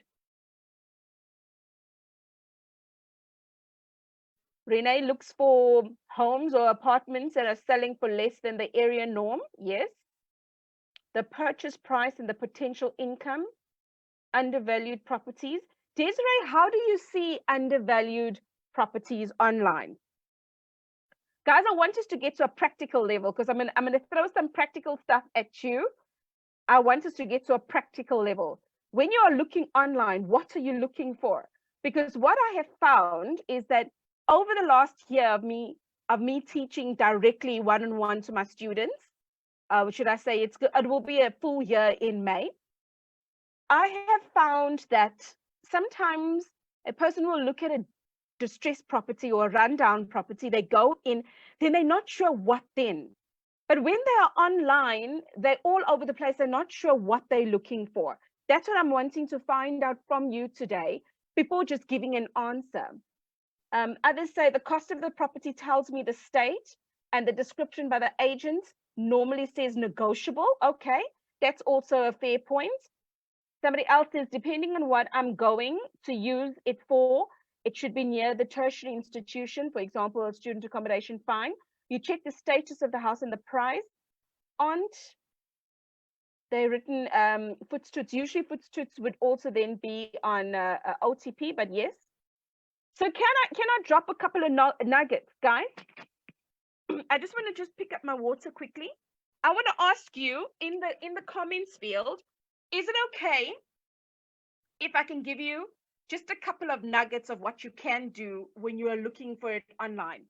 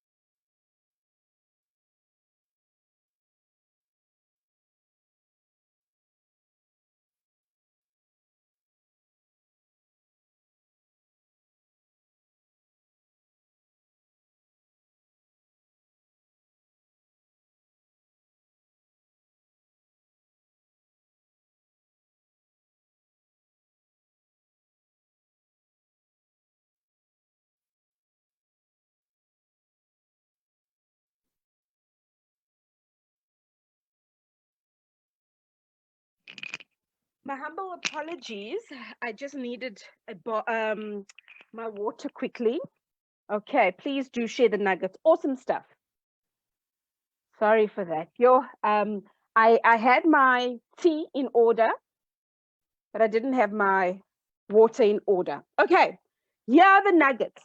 When I go into Property 24, this is what you can try tonight. Go onto Property 24. When you search your area and you eventually go into when you eventually go into Property 24, look for adverts that have got pictures of outside only. Look at adverts where there is one picture. Because think about this. When you are on Instagram, I like drawing comparisons. When you are on Instagram, is it not that somebody can have a 2D, 3D, 4D? When something is beautiful, you show it off. But when there's something to hide, you don't really show it off.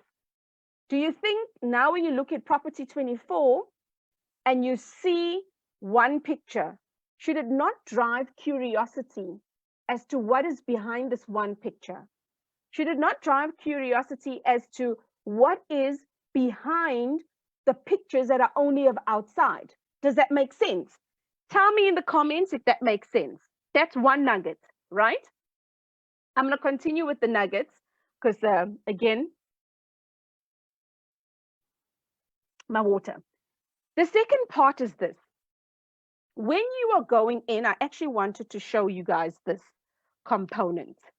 Okay, let me just move my mouse back here. I want to show you something here.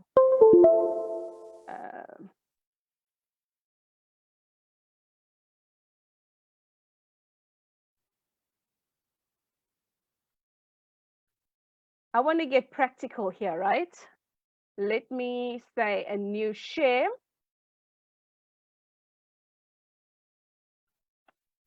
I want you guys, when you go onto Property 24, after our session today or while you're busy tomorrow, right? I want you to go into, let's take Kempton Park as an example. Anthea, I must tell you about this one thing when you said I always wondered about that. I found that is one of the most interesting things I had found, because one day I said, why in heaven's name is this agent only showing one picture? It doesn't make sense. Now, say for example, we're going to Kempton Park. We select Kempton Park because I only look at these first three. We say search. Here's another tip. You know what happens? Oftentimes, from a personal point of view, when I see many, I think there's so many opportunities in this abundance. But sometimes a whole lot doesn't make sense. When you scroll down on Property 24, you'll see here it shows showing 1 of 20 of 3,083. That is a bang load of adverts to look at. So this is a second tip I want you to think of. Think about property investing. You want to get laser focused on the stuff that you're doing, right? If we're going to Kempton Park, I don't know Kempton Park that well, except for the CBD, right? Because there's properties that we've got there. When you now look at all these areas, ask yourself, if this is an area that you want to invest in, which of these areas is actually an area of my interest? Because you want to look for an area inside a bigger option, okay? If maybe you're not sure how many properties are in that area, here it will show you, I'm looking at all these houses and stuff. There's lots, because I mean, of this 3,000, surely I want to get laser focused. And if I say Kempton Park Central, from that 3,000 odd, I'm now going to get 232. I suddenly feel like, whew, I now have that Vuma to continue, right? So I want to say to you, whether you're looking on OLX, on Gumtree, on private property, on Property 24, get laser focused on where your deals are at. Because if you're not laser focused on where your deals are at, you are going to get to a point where you are going in a circle. You're thinking to yourself, what is this about? You're thinking to yourself, I've got 3,000 stuff to go through. Does that make sense, guys? I want to hear from you. When you're finding your property investing opportunities, from being online, from being where we are right now in confinement, not even touching yet on real estate agents, from being in confinement right now, does that make sense if we want to focus in on the area that we are actually interested in? I want to hear from you in here. You like that analogy, Desiree? Like for me, wonderful. I'm so happy, Colleen, that is a light bulb moment. I want to hear from you guys some more. Does what I've just explained right now to help you online from where you are sitting right now, can that help you in confinement? I always wonder why there's one photo. You know, I remember my husband and I had this conversation. Like, we wanted to know how, Bana, why in some of these adverts there's just one, until we went to go and see it. And we've got a 99.9% success rate that behind that outside pictures is hojos, and it's the hojos we want, right? So do you think you can literally go and action that tonight or tomorrow?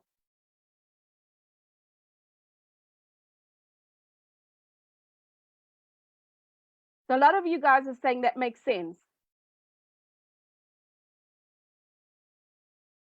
Definitely does. Wonderful stuff. Okay, so now there's a second component, right? Once we've come past this confinement stuff, even now, right now, you can still do this, right? When you are on Property 24 or private property, there's an agent name next to that advert with the one picture, right? Pick up your phone. Can you do that from home right now? Pick up your phone. Hi, Miss or Mr. Agent. I have seen this particular advert on Property 24. And I would like to know, do you have any other pictures? Because I'm very interested in this property. Okay? And take the conversation from there. They may start revealing to you what's behind that one picture. And when you start hearing stuttering, stammering, leave them to finish their sentence. Trust me on this one, okay? Because at the end of whatever they're going to say, whether it's a pitch, whether it's a sale, whether they're going to correct themselves and whatever, remember, guys, we all are making a livelihood. And I've got mad respect for property practitioners. I must stop saying real estate agents. Some people don't like them, others like them, right?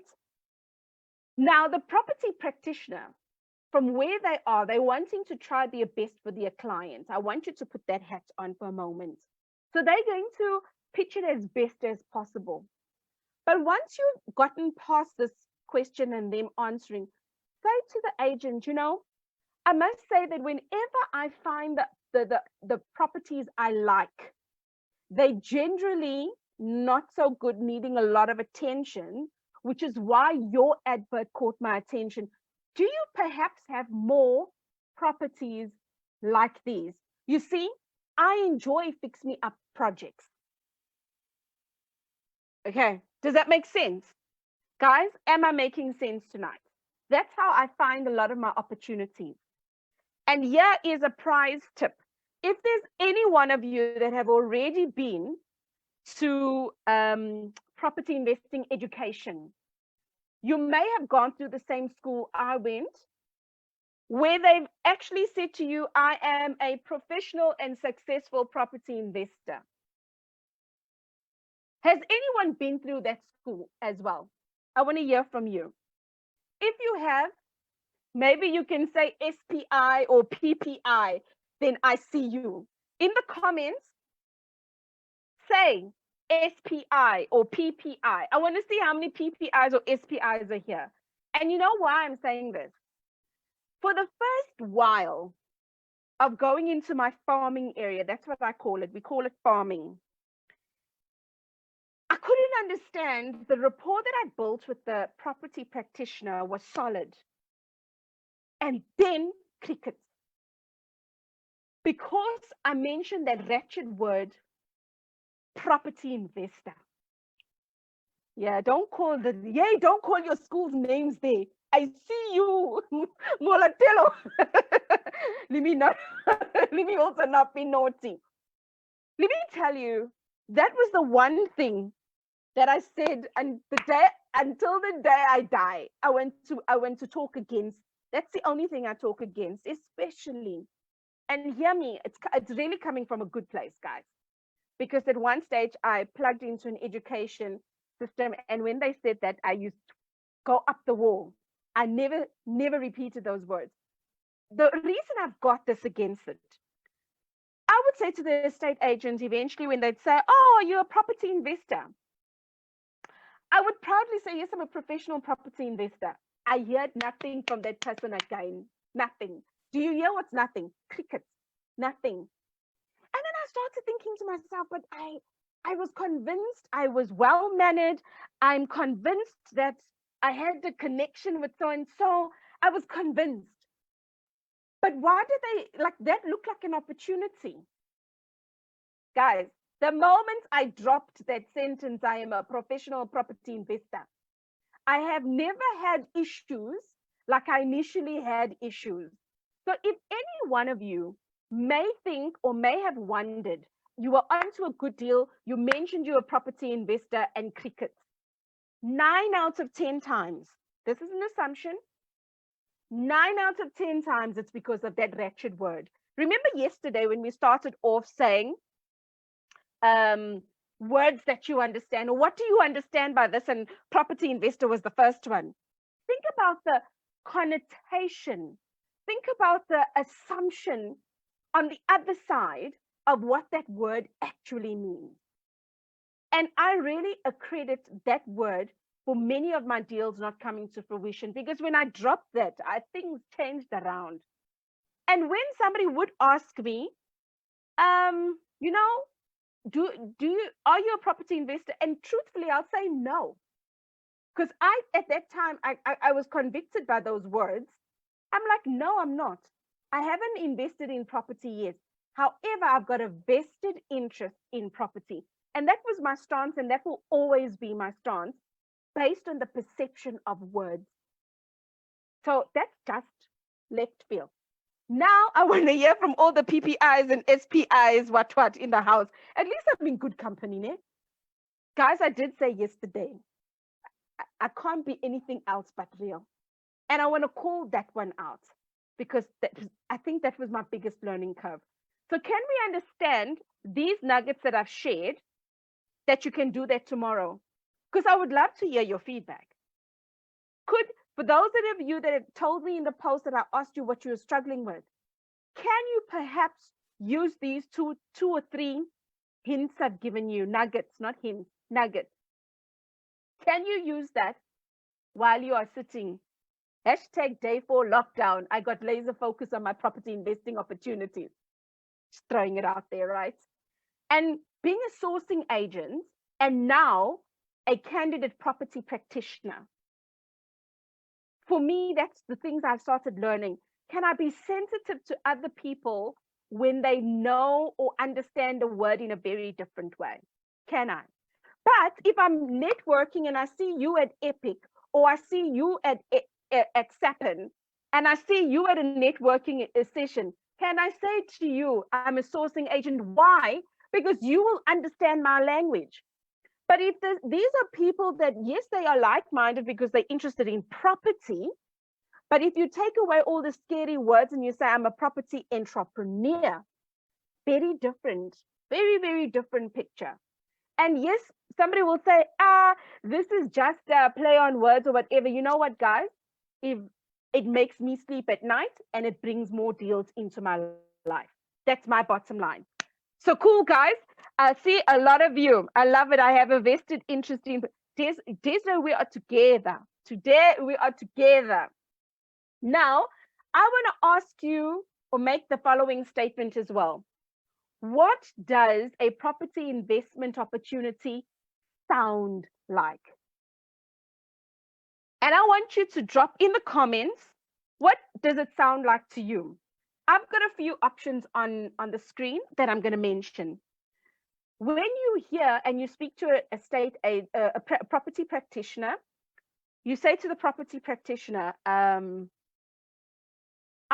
am looking for a motivated seller. A property practitioner in their right will tell you who's motivated to sell. All of their clientele, 99.9% of the time, are motivated to sell, but not for the same reason. When you're looking for property investing opportunities, a property investment opportunity sounds like, hey, I don't like so-and-so anymore that I'm married to, and I want this thing over. Could it sound like that to you? Or, hey guys, I am leaving and I'm going to Australia. There's time constraints. It's time bound. So be specific when you are talking about what you're looking for. Can I challenge you to be specific? Can I challenge you to own the things in property investing? Own it, right? My last deal that I'm going to unpack for you is the owner of that property was 73. Jeanette was 73, is 73. But it was not only because of old age she was selling. It was old age, and her husband had Alzheimer's, and her 40-something-year-old daughter, according to her, was irresponsible, and her tenant illegally sublet her place and put drywalling up. And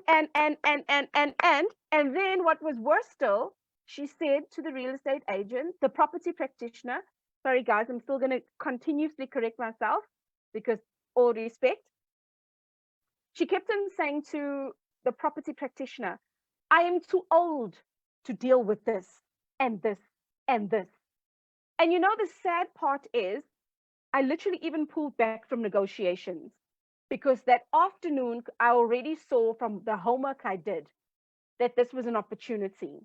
That afternoon, her husband passed away. I was like, yo, Jesus, take the wheel. Can I ask for everything else and hold on negotiations? Because I don't want to be forcing and pushing expectations anywhere and things like that, right? Now, I wonder how many of you actually wondered how real will this training get? I'm very dramatic in person also, Jim. So for the SPPIs here and the PPIs, I want to find out from you, from these things that I've just explained, what else does a motivated seller sound like to you? What else can you think of while I read your comments and see if I didn't miss anything here for my PPIs and my SPIs? My SPIs. Yeah, I did say it right. Genevieve. Am I going mad? Yeah, I get too passionate about this thing, my dears. My people who went to the same school. No, the school that you're talking about, Molatelo, I was the hired help there. I was doing business to business. So I see you, Molatelo. I didn't know. Maybe I've even met you and I remember your face. No, I was connected there in a business to business service. The school that I went to was the Rich Dad Education. Anthea, I see you, Stevens, Colleen, all the PPIs. We the Rich Dad kids. The SPIs, the other kids, I'm just going to say, let me not also be naughty. Okay, we see you. I'm still waiting to see what else can you guys think of. Wonderful. I see Silna's joined us. Thank you so much for acknowledging everybody. Thank you, Colleen. Hi, you resonate, Shem. I try. We learn daily. Wonderful. And how we do. Wonderful. Okay. Guys, great nuggets, and you're definitely going to use it. As long as you can see where I'm coming from, and it makes sense to you guys. So I wonder, for many of you that said, I struggle to find property investing opportunities, I wonder if these different nuggets will shape a little bit further for you on finding those opportunities. I want to hear some success stories there. Retrenchments can lead others to want to sell. You are spot on, Maureen. Most motivated sellers I've come across are people divorcing. You see, Molatella? Wow, Maureen, never thought about exactly. And Molatello, you know what is interesting in this time? You know what's going to come out of this COVID-19 situation? And it's sad to say, there's a lot of people that are not going to have enough money to help where they are, right? I always encourage my students, when you're looking for properties and it's you early in the game, look between 3 and 700K, because people that are now affording 7 to 1.2, 1.5 million, they are going to start renting in the 700, 600K space, right? Wonderful. Death of the breadwinner. You're absolutely right, Memory. Seller has lost their job and cannot afford the bond repayments. Where would you hear that? You could hear that in the downsizing, as Colleen said. So guys, now I want to say this. Many of you see the triggers. Now that you know how to laser focus and start seeing things differently, can you try and see how these nuggets will help you adjust in your search? And you know what? You have the wonder of being, most of us have the wonder of being at home right now. Can you try that tonight? And then, tonight or tomorrow. And when you have those epiphanies, come back to the group, comment, post stuff, just so that we can have a bit of camaraderie here. I'm not the only one that should post. Of course, I'll moderate the post, but come back and bring successes in these nuggets that you're learning tonight. Okay. Wonderful stuff. I'm going to move on slightly a little bit faster.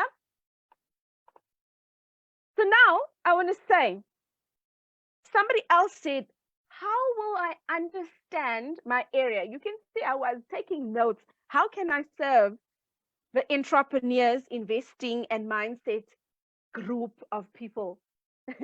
I want to show you a little bit more stalker tactics I learned online. Sometimes I don't know where I cook up these things, but I do. You have to be creative, guys. So yeah, somebody said to me, oh, but Jen, I'm not too sure how to research the area. How am I going to know the area? So I want to say, you know, the top two pictures depict where we are right now. For the next 17 days, this is about the most that you can do, but it's still the best that you can do, right? And then let me just go in order here. I wrote online activities. I've shown you Property 24. I've shown you how you can look for, how you can narrow down your focus, look for that one picture. Guys, some of you, PPIs and SPIs, have got access to Lightstone, all right? So what if you are sitting on a property and you know somewhere something? Could you not go into Lightstone, put the address in and find the Lightstone report to start understanding, analyzing online, what is that? For those of you that may not know Lightstone, let me just put Lightstone's URL there, right? Lightstone property. You got some homework.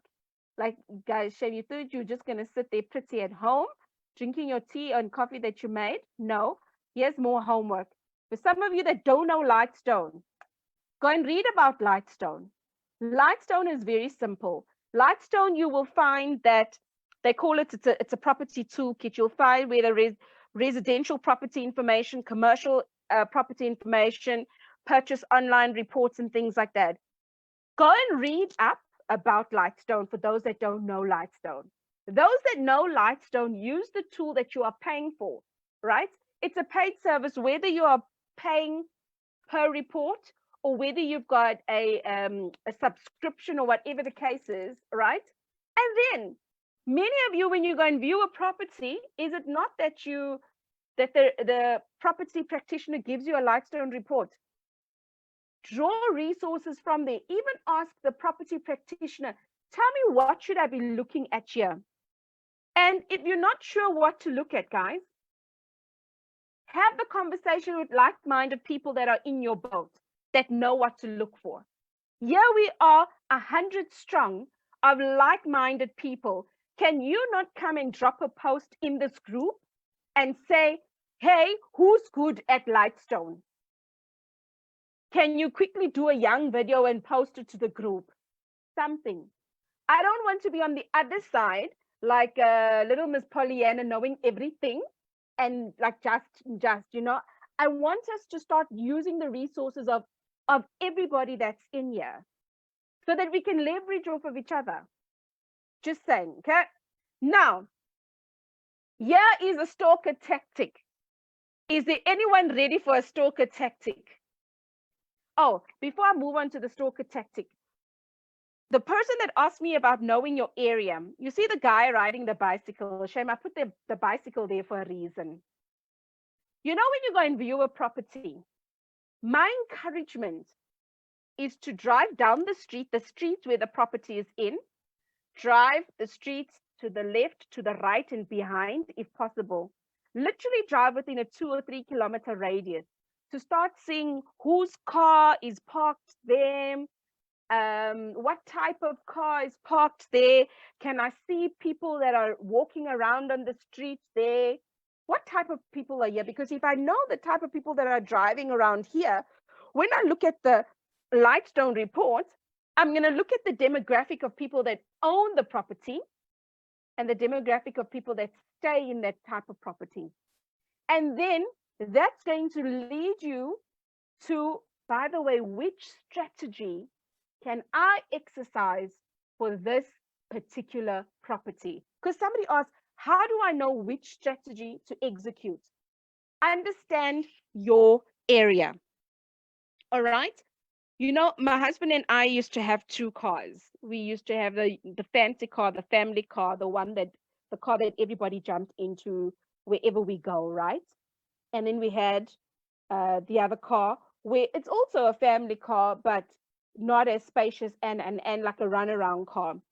We decided that seeing that both of us are working a lot more from home, and we did a bit of an analysis. We sold the fancy car and we kept the runaround car. And you know why? Because when I pitch up in front of a house that is worth 2 million, and I'm driving a Polo, which my husband has also deliberately not replaced his hubcap, with a missing hubcap, there's a tendency, and I'm not saying for every property practitioner, there's a tendency for the property practitioner to look down and ask you, but can you really afford this property? And most of the time I say, I'm here. Now, when you're driving in a nice, very fancy car, you park in front of that 2 million house, and then you start negotiating hard. Sometimes, I'm not saying all the time, I've had a couple of practitioners being cheeky and saying, you are negotiating like this with me for the property and you drive a Tiguan. And then I used to think, oh, so the next time I come here, I'm driving the Polo. So for the longest time, we've kept the Polo. Why? Because I would rather talk myself into the deal than think twice that my car that I'm driving is going to mess with my negotiation skill. Hint, hint, tip, tip.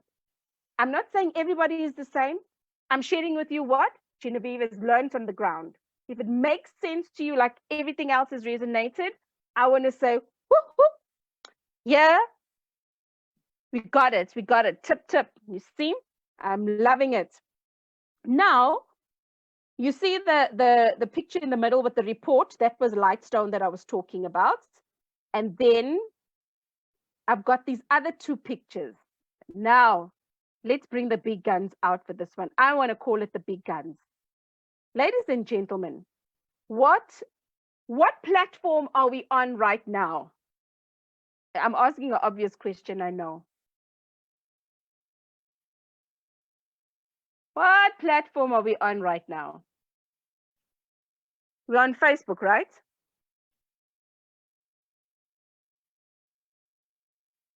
Now that we're on Facebook, can you, for 5 minutes while you're busy with your laser targeting, can you go into Facebook? Say, for example, there's an area that you are interested in. They are reading the cover of the... It's very true, Lawrence. And sometimes the cover of the book is misleading, isn't it? They don't know that Westbank is still the owner of that car. Now, yeah, it does too, Molatello. The platform that provides various access to groups of distressed people. This is what I want to say. You know how many community groups we've got? I love Midrand. I love Northcliffe. I love Florida. I love Kempton Park. You know those groups, guys? What I'd like you to do, the area that you are interested in, I would love that you go and you say, I love, and put the area of interest. Sometimes I've got questions for you. Do you stay here? Do you work? Whatever. Most of the time, we all lie to get in there. So I'm not going to even close the truth on that one, right? Say you work there or whatever the case is, just get into the group. When you are in the group, start reading through the comments in the group. After a while, there's going to be a few names that are synonymous for reporting people. There's going to be a few names that are synonymous for, hey, did you hear the gunshot? This happened, that happened. There's going to be a few names that keep popping up that's posting. Now, what I'd like you to do is you go into that group and you type, I am interested in moving into area X. What do you think I need to know about the area? Thank you in advance. Something nice like that. But the aim of your question is you want to understand the area. You are not going there to say, I'm a professional property investor and I want to invest in the area. No. You want to ask, what is the area like? Especially if you are kind of interested, but you don't quite know the area. The second tip is, do you know family or friends that stay in the area that you want to invest in? 9 out of 10 times. Okay, maybe let me be modest. 7 out of 10 times you probably know somebody that stays in that area. Do you think right now, in today's world, that on Facebook you can hit up with that person and say, hey, you know, I've been looking around the houses in that area. There's a number of things that's going through my mind. Tell me more about the area. Do you think a friend or a family member could tell you more? Now I want to hear some comments. Guys, let us use the rest of these days in the space that we're in constructively to build a picture of the area you are interested in. I want to know from you with that nugget. Does it make sense? So we can move on. Because right now, I want to kill the how do I find it? I want to kill how we can get laser focus into it. And in terms of due diligence and research and understanding the area, I'm hoping that these live hacks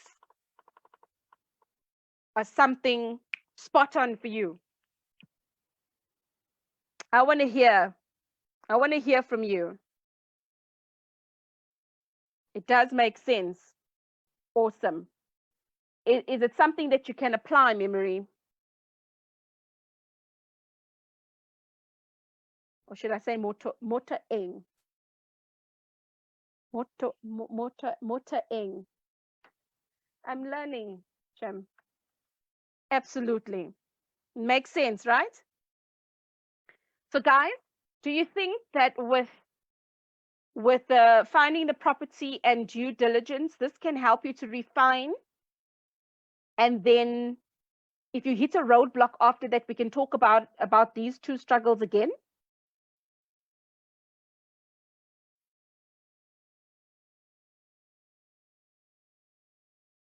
Wonderful. Ladies and gents, then my work here is done. No, just kidding. Remember yesterday I said we're going to be about 2.5 hours? With the way we've gone today, with a little overtime, I want to check in with you at 9:30 and ask you for how much time extra could we go today? Just let me know, okay? But for now, at 9:30, I'll check in with that one.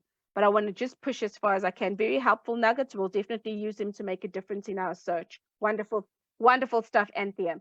Now, some of you have said, oh, there's complications in running numbers and things like that. I want to share this statement before I give you a basic calculation. Whenever I've done analyze, like running numbers from a coaching perspective, that session is never less than 2 hours. So what I want to do is, first I'd like to do homework. Colleen, you're the bomb. Wonderful stuff. Colleen, oh, I need to meet you. Shem, you are just the bomb.com.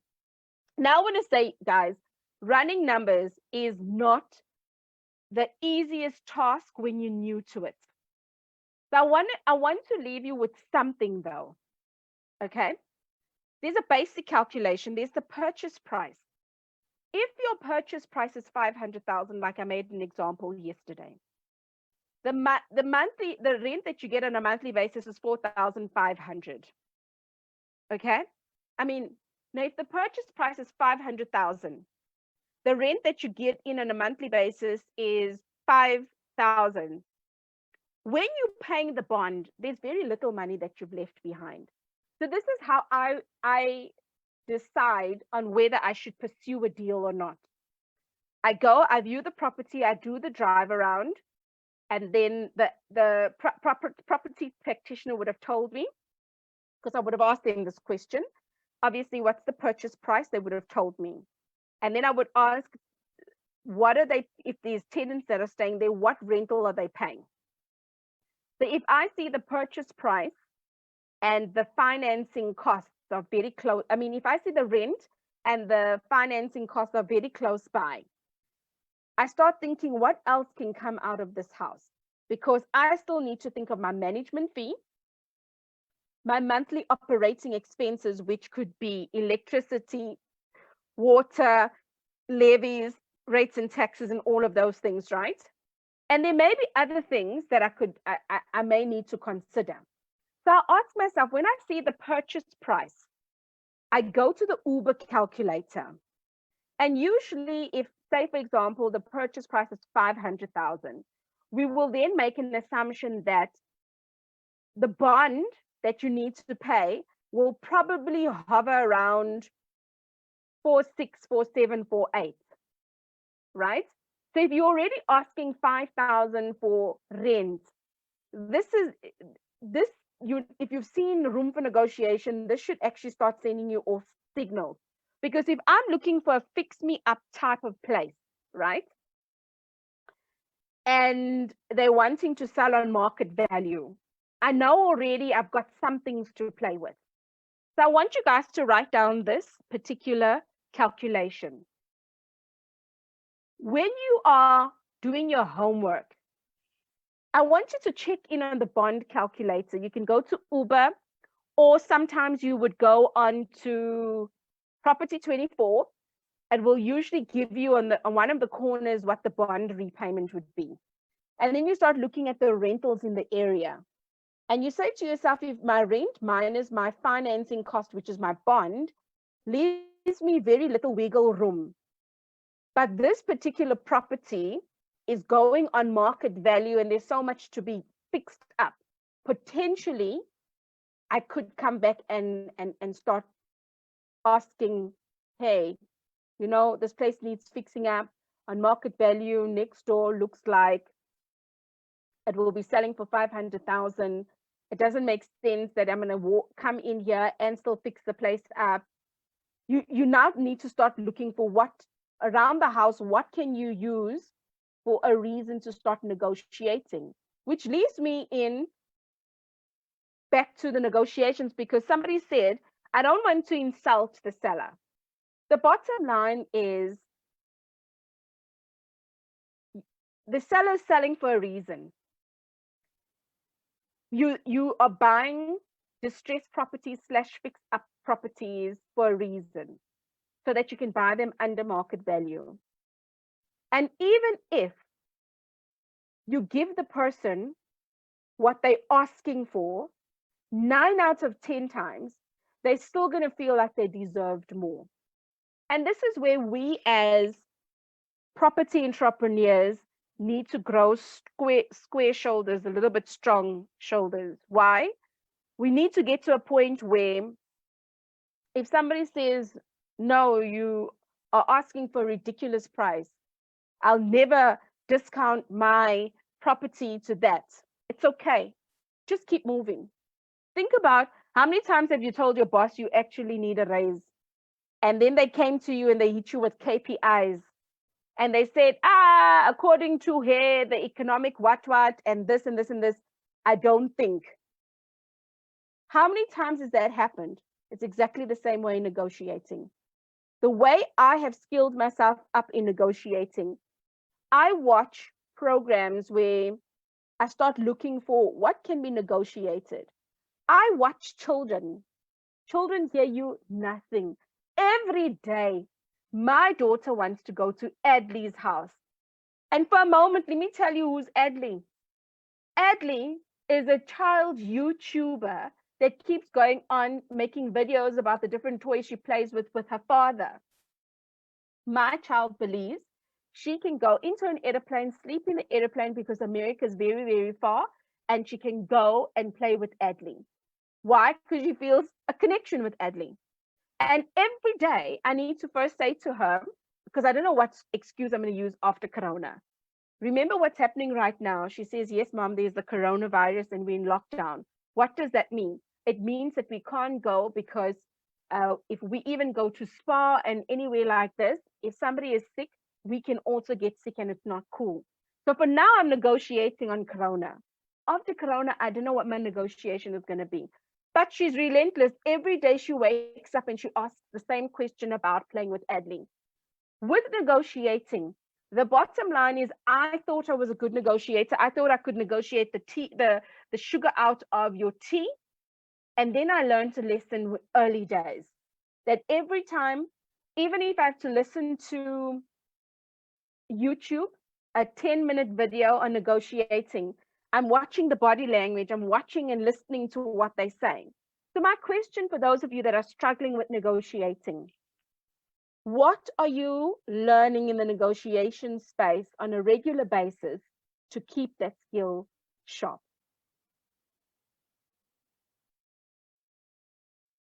Okay. So I want to go through, if there's any questions, please ask them. I just want to go through the difference between passive income and active income, and then take it from there to hear what you guys have to say. Cool. There's nothing else that has come up. Cool stuff. So now we found that we're looking for the property. We found it. Now we're running numbers. We're doing our due diligence to understand what's happening. But also for us to get to understanding, hey, by the way, what is our strategy in this area? We also need to understand what strategies are there. Okay. Silna earlier on spoke about buy to let. Now there are buy to let strategies, and a lot of us know that that's rental strategy. And in these rental strategies, there's a number of options, right? If I've got a 2-bed, 1-bath, I could rent out my 2-bed, 1-bath to one tenant. Okay. Most of the time in a flat, depending on where the flat is, I may want just to rent out to one tenant. Now, if I get to a point where I am hacking the process, I could then say, hey, I've actually got a flat that is close to a hospital. Could I rent out each room to those that are doing, what do we call, is it an intern, not an intern, a student nurse? Can I rent out a room each to 2 student nurses? So my advert could look something like, looking for young professionals between the age of 23 and 26, no pets, for example, to find somebody for my buy to let, because there's 2 people now that's going to come there, right? Or I could have a house, which could be a 3-bed, 2-bath, for example, and I could now rent out this house in another commune situation where a multi-let is then called a house or flat let out to 2 or more tenants from 2 or more households. So I could have, again, a 3-bed, 2-bath. These 3-bed, 2-bath could be close to a call center. This particular call center could then just take 3 professionals. And a lot of the times of these 3 professionals, somebody's going to have a boyfriend or a girlfriend.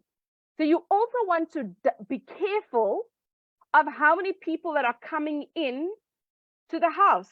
Because the moment we start getting into this multi-let situation, you now need to know for every 4 people in that property, you need to have 1 bathroom. So if you've got a 3-bed, 2-bath, you are on the safer side if there's 2 people per room, for example, because that would be 6 tenants to 2 bathrooms. And then there's the big brother, which many people throw around called the HMO. You want to understand that you may have a bigger property where you can rent out or let out to 3 or more tenants from 2 or more different households. And then the rest of the place is a common area. But this is where I want to say things start getting slightly tricky. The residential zone 1 usually takes up to 10 people in a property. Now, you want to be very careful between your multi-letting and your HMOs. Why? Because there's rules and regulations around commune living. And you want to make sure that when you are renting out your place, that you tick the boxes. Find out from your local town planner. If this is residential zone 1, if I want to rent out my place to 3 or more tenants from 2 or more households, is there a special permit or something like that that I need? And that too goes for student accommodation. So for those who did ask me about this, I want you to get a little bit more specific in your question about these types of buy-to-let opportunities. Get more specific so that I can address the specificity of that.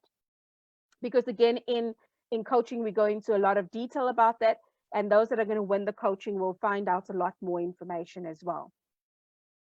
Moving along swiftly, I want to call this the buy-to-let basics, okay? Some of the things that you kind of basic need in place. Just keep your buy-to-let options simple, okay?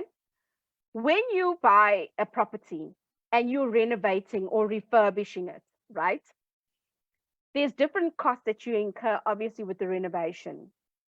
But now, if you go and you buy a property where your renovation, you end up renovating and you put the best tiles and the best taps and things like that, if that increased cost doesn't lead to increased rentals, you must not do that.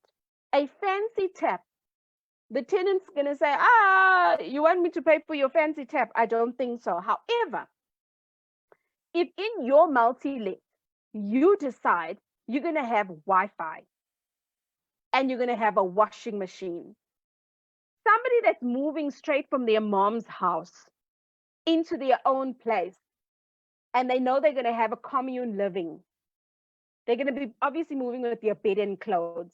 They're going to be very happy to pay a little bit extra. This is the increased rentals. If you've got Wi-Fi at home or you've got a washing machine. But here's something interesting about Wi-Fi. Don't just have open line what. Almost go on a hotel situation where the hotel will literally give you a code per day for you to use X amount of gigs per day. Now, Molatello says, what are the risks to the multi-let? Why do people choose it over buy to let single person or family? Molatello, the quickest answer to that one is this. If I've got one person in my 2-bed, 1-bath paying me rent, now with COVID, this person may be short paid and cannot pay me. A bus hits them, they cannot pay me. Whereas if I've got 2 people, 2 young professionals staying in my 2-bed, 1-bath, if they both short pay and they're going to pay short on the rent, at least you're going to get 2 halves of your rent.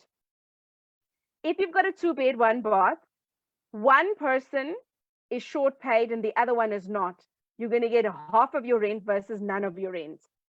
That is the quickest answer that I know how people house hack, as they call it, so that they can ensure that even if something happens, they get part of their rent instead of none of their rent. Does that make sense to you? I'll continue and I'll just look out for your particular response. In terms of buy-to-let basics, property management, think of the fees that they need. Think of insurance. So now remember the basic calculation you took earlier. Write all these things that are on the screen right now, because you need to consider property management. You need to consider insurance. You need to be able to consider your maintenance and setting certain limits. For example, if property management fees is 10% of the rent, do you want to keep 5% for your maintenance costs? Does that make sense? That now you're starting to add, what are the other costs? Remember, I also mentioned in the basic calculation, what are the other costs? Okay. Then there's late payment of rent. On the rental agreement, and Philna can hold me honest with this one, right? On the rental agreement, you will often find the CNA one, don't do it. The downloaded one from the internet, don't do it. You don't have a space where you can even penalize somebody for late payment of rent. In the lease pack, the attorney that put that lease pack together is Philna, like I said. There is a clause that you can say, you expect rent on the 31st of every month. However, or rather the last day of every month. If the person has not paid their rent by the 1st, you can affect their credit scoring. Most people don't like that. So you can put that clause in there so that you ensure that late payments are avoided as far as possible. And then the last thing on this particular slide is typical tenants. What would your typical tenant be for the area that you are looking in? So some of this is points to consider. I just want to finish the tips for finding and vetting tenants quickly, and then I want to take a consensus on whether we can carry on for 30 more minutes or not, and then tomorrow we'll just finish off as far as possible. So in the meantime, in the comments, say you are comfortable to go until 10. Depending on how many I see, I'll either go until 10 or not. But also remember that if your time is limited and you need to log off now, you feel free to do that. Just come back and get the replay and know that you can move the little bar to about 2.5 hours on where you left off, and then you can pick up from there. Carry on, I'm here. I love it, Molatello. Carry on, I'm here. We're going to continue, we're going to forge forward. I just want to see how many more people agree with that, because when I'm finished with some of this theory, all this theory I want to put into the deal that I currently have on the table and then close off comfortable. It stands well with me. Wonderful. Now, tips for finding and vetting tenants. If you are in a situation where you can't get property management from your first deal, right?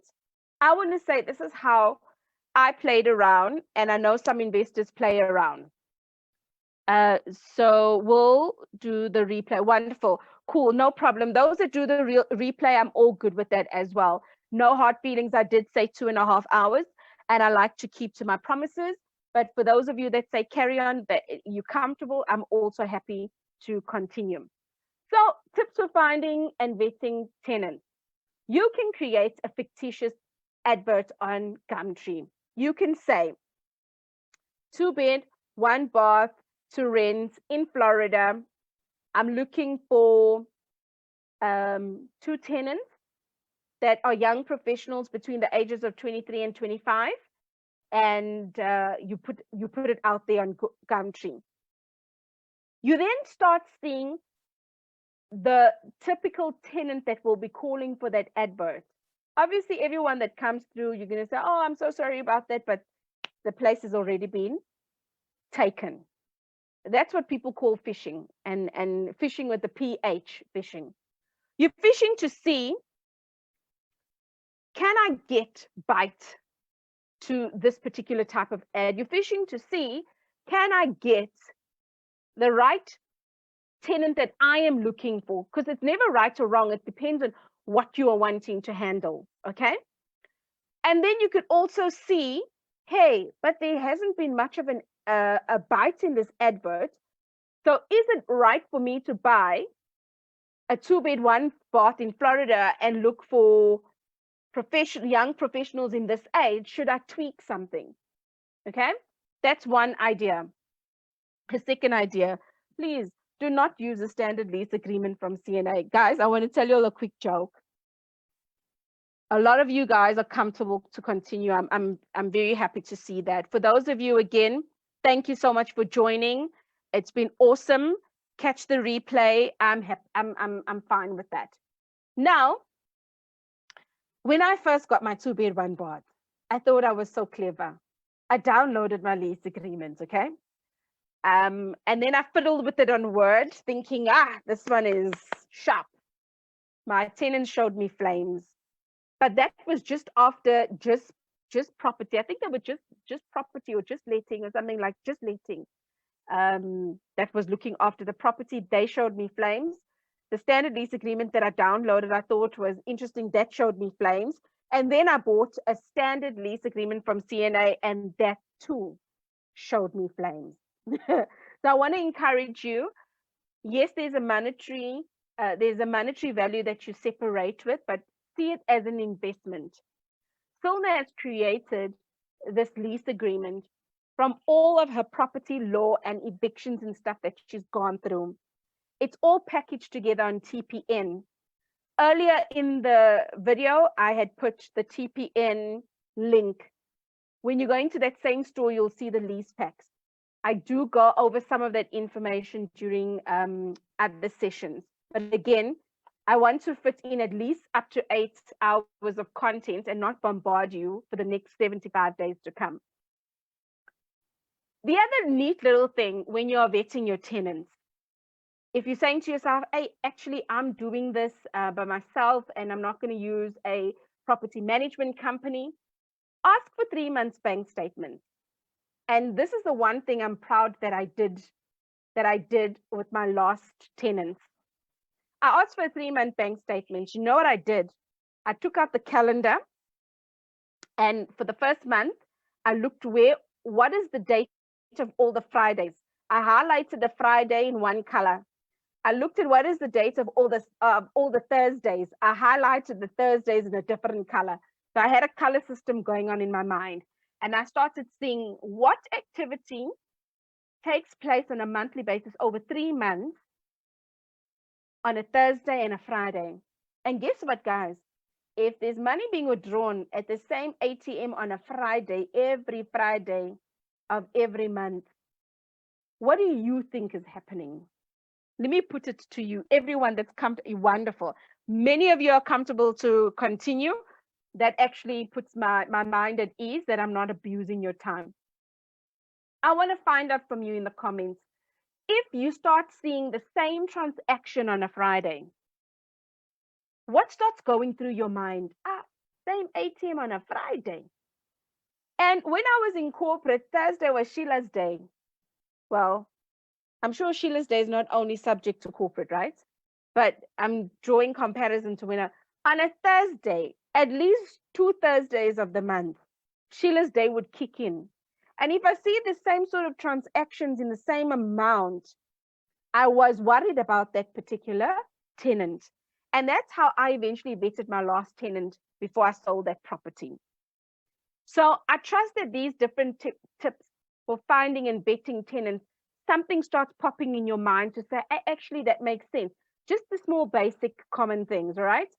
And drinking spree, Desiree, me and you, Shem, we're together. Tells me the person's lifestyle, money management of the client, absolutely Molatelo. You know, when my husband and I bought the farm, the bond originator said to me, you are very predictable in your finances. And I couldn't understand why she'd say that. They first asked for 3 months, and then they asked for 6 months bank statements, and we gave them. She said for 6 months, without skipping a beat, your first sets of transactions are exactly the same, and they are exactly the same amounts of money. The variable, I can see sometimes at Pick n Pay you spend this amount, or Pick n Pay you spend that amount, but it's usually within a certain bracket. Then I know you doing the groceries in the house. I laughed my head off, because at that time I just wasn't drawing a comparison to what she was saying. So you are very, very right in terms of money management of clients. 95% of my bank statement was predictable. And it's been like that all the years. And I chuckled to myself because there's a 5% variable. And she says, like, she was very clear with me. She says, I can't even tell you what you usually do in that 5%, because from month to month, it seems slightly different. And you also don't withdraw money in excess. I was chuckled beyond. So asking for bank statements literally shows the habits of the next person. Chowing cash at night. Exactly, Lawrence.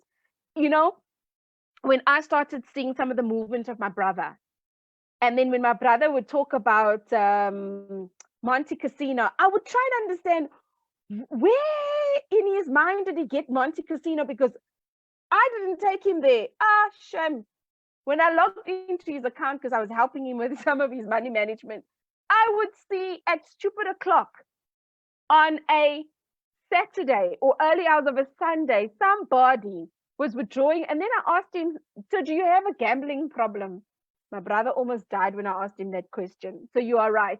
And then this last pointer on here, on the passive income space, you know, when you are finding and you're vetting your tenants, you also want to make mention in your conversation that, you know what, late payments will affect your ITC. And this is what we already covered in the previous slot. Okay. So if there's no questions on what I've covered so far, I'm just going to continue. However, if there are questions, I want you to drop them, and I'm going to continue to see them, because I can see most of you are very happy to continue. So I'm very happy. I'm very happy. We're almost to the end. We're almost to the end. And then I've got a small video to show you guys. You don't have to worry about the sound, because the sound is not the thing. I've got a home video. No, I'm just kidding. I've got a very interesting video of a deal that is on the table. Okay. Now, I call all rentals passive income, because that's what we understand as passive income, right? And then the active income is a flip. And I'm going to go through the flips very, very quickly. A flip. Research and know the fair market value. It's something that we've spoken about. Find a distressed property, because 9 out of 10 times, you are going to be buying into equity, meaning you're going to be buying below market value to refurbish it, to bring it up to market value to sell it, right? You establish your renovation cost. One of the things I want to say tongue in cheek, because this differs from person to person. Have a payment schedule in place for your renovation, meaning you're going to have your contractor doing stuff that they're doing, right?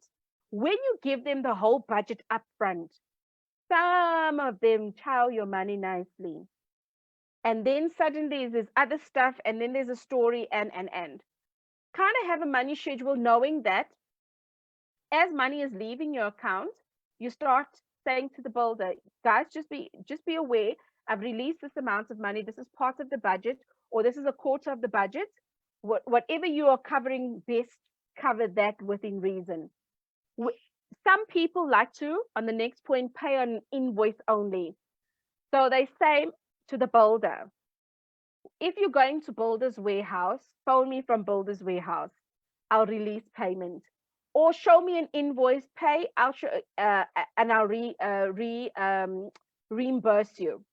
So I want to say to you in these 2 points, find your rhythm, because I know there was somebody that mentioned flips, and this, bringing this slide into the training was applicable, because anyway, it's still part of my training. When you bring the property up to functional level, I'm saying avoid expensive fancy items that do not add value. For example, will you go and buy a grow tap, a grow mixer versus a standard mixer? Will you part with 5,000 Rand versus 500 Rand? So you have to put things in perspective, bring it up to functional level, not to cheap material, because it's going to start falling apart soon, but to functional level. Ask yourself, if I buy a mixer from Bathroom Bazaar versus another bathroom specialist place like the German Tapped, what difference is it going to make to me?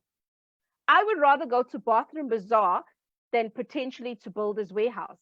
We've been to Builder's Warehouse a number of times with our shower head here at home, and I think we're on the umpteenth shower head until we went to Bathroom Bazaar. Life changed after that. So just understand, when you are doing a flip, bring things up to functional level and not necessarily what you think is the right way. Okay? And here are a few tips around them. The buying decision is generally made within a few minutes of seeing the property. Curb appeal. Properties must have curb appeal. Meaning, if I'm driving past a property, if it's well, as a property practitioner say, if it's well manicured outside, it's going to draw my attention to it. So when you've got curb appeal, it's neat outside, not too much clutter and things like that. The trees are not blocking the house. Somebody envisions staying in that particular property, okay?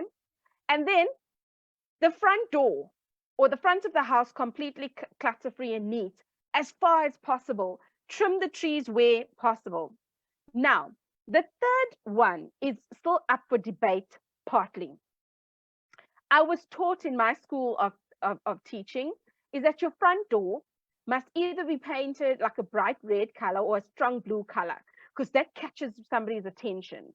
And I've always tried to test that theory, but what I've found here in Gauteng is that a lot of people like that varnished look, or the look where it looks like it's like a wooden something that's created on there. But what also attracts me is the door handles. Because think about it, if it's a fancy door handle, somebody literally sees themselves neat front yard, trees are trimmed away from the house. They see this strong colored door, but they see this beautiful handle. They literally envision walking in there and attract somebody there, because in that first few minutes, somebody already feels from outside, I can buy this house. The other general rule of thumb in terms of flips is that the house colors inside and outside is BMW. Who remembers from their classroom, what does BMW stand for? I want to see in the comments, what do you remember BMW in terms of colors stand for? I'm going to continue, but I want to see your answer. And then there's another piece of advice that I learned while I was also in class, like many of you, is to sell slightly under market value.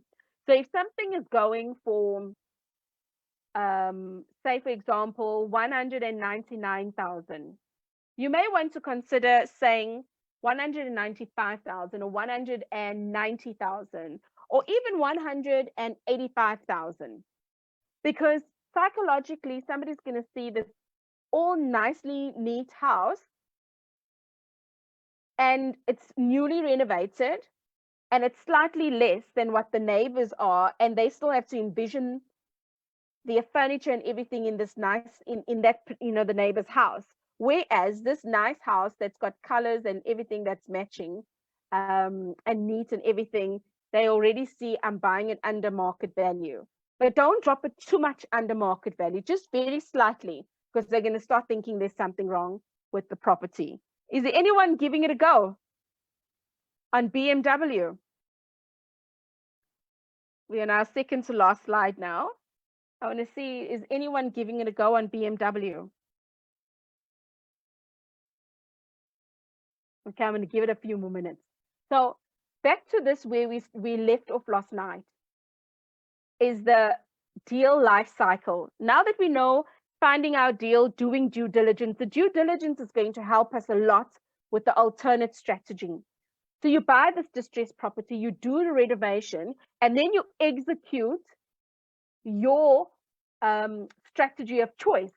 But now, because you drove around the area, you now start understanding, if this doesn't sell as a flip opportunity, surely I could put it on a buy to let.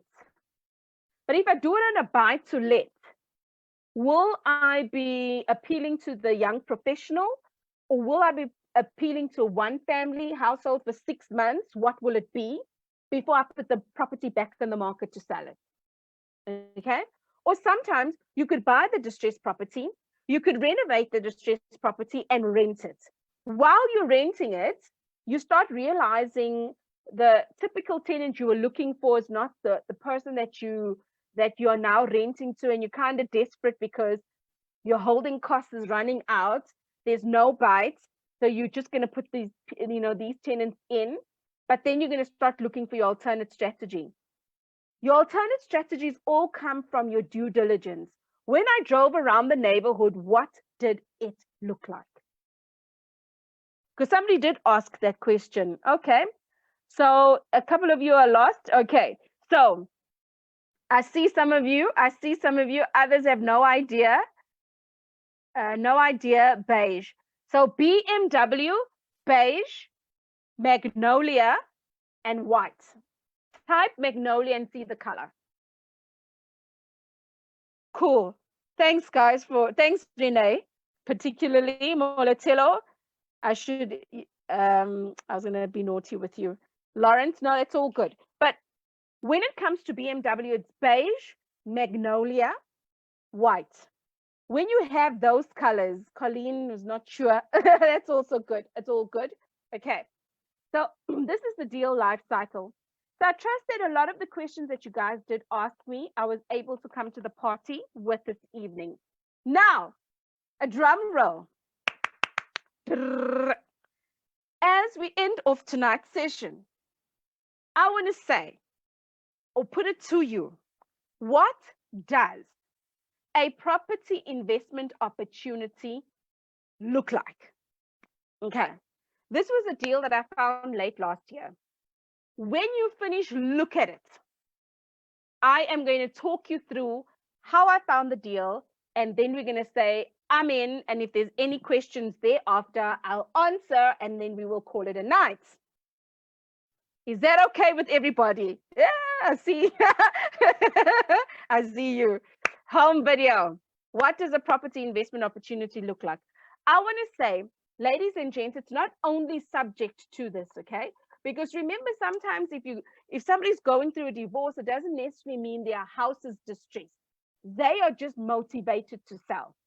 So there's a very clear distinction. A distressed property, a fix-upper, a broken down, a dilapidated property just means that there was no maintenance that happened. But a distressed seller could mean during the COVID crisis, there was not much funds coming in, and therefore they were not able to pay, and now they have to let go, or their house is repossessed, or whatever the case is, right? And then there's a motivated seller. A motivated seller is like, hey, I don't want to see this person anymore, divorce papers for you, and their house may be neat. So I want to separate all of these, right? Because you can get it into any of these buckets. But like I shared with you, I wanted to get real and show you the property opportunity I found late last year and where it is right now. So if you don't hear the words, it's fine. The aim for you is to see the picture. Are we good with that? Just check out this garage, not going to fall. Okay. Just checking. So this is a nice long garage. Okay. It's quite a distance in. From the garage, we can see. Are you wanting to fix up and live, or you went out? A lot of the times we do try. That broke out because of the other steam outside. Okay. Okay. So this is all still from the garage. Yeah. Okay. So this is just the entrance hall. Yeah, so this would be the entrance hall. Okay. And your entertainment area here on the right. So this would be an entertainment area, also going onto the patio. Yeah. I mean, where the pool area is. Yeah. So this is the entertainment area turned into a living space. Okay. Then we can just see from here, also still outside into the yard. Yeah. Okay. Hi, oh, sorry. No, sorry. Okay. I'll be quick so I don't disturb too much of your time. No. Thank you.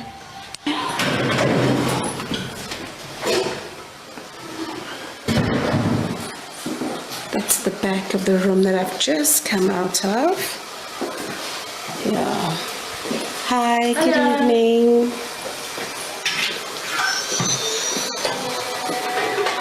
Right. Oh, okay.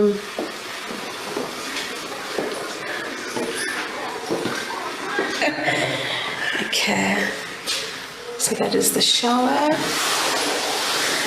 That is the bathroom. Okay. Bit of damp in there.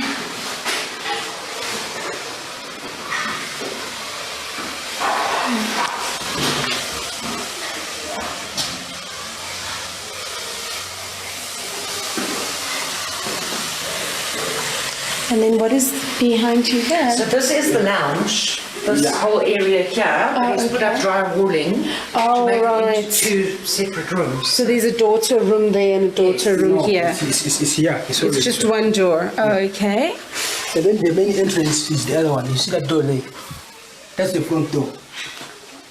Oh, so this was the lounge area, you're saying? Including So the other then, side, yeah. okay, cool. All right, so the main entrance would have been through here where the bed is. Yeah. Okay. And then how does the person next door get into the... there's another door there. All right.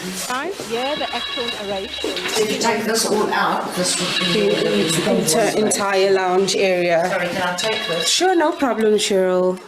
Cheryl, All right. How long have you been staying here, my friend? 1 year. Oh, okay. No, I'll be home in about half an hour. Okay, so this also just comes out through. This is the front door, so when I'll take the video of outside again nicely. So this is the front door. Okay, very interesting setup. I just need to get my head around it again. The main bedroom. Yeah. So this is the main bedroom. Nice size, huh? It's a beautiful size. Okay, so this is the main bedroom. How are you? Which is then next to the entrance, which is outside here. So on the left hand side, I came in the main, or rather the lounge. Now I'm going to start giving it a new name, sorry. Okay. Cool, so that's the main bedroom. Yeah. Does it have an ensuite? So there's no ensuite with the main bedroom? No bathroom, no. No, okay, No. cool. And is it okay we go there? Yeah. Thank you. Hello, how are you? Oh, that's lovely. You're watching the Papa Kids. Oh, I see.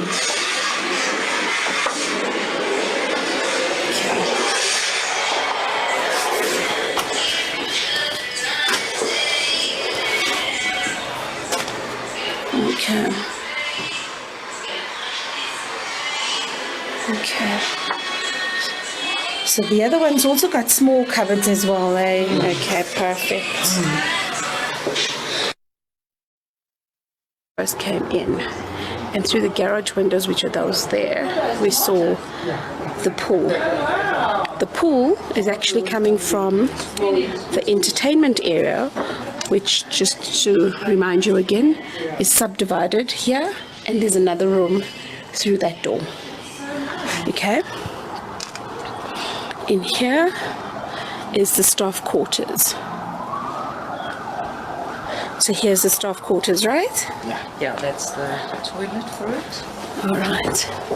So it's just a toilet here. Okay.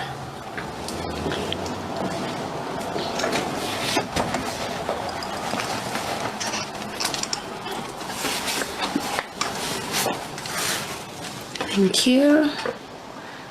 So this is the I see staff. what you mean, the crack from the tree. Yeah, the crack from that tree.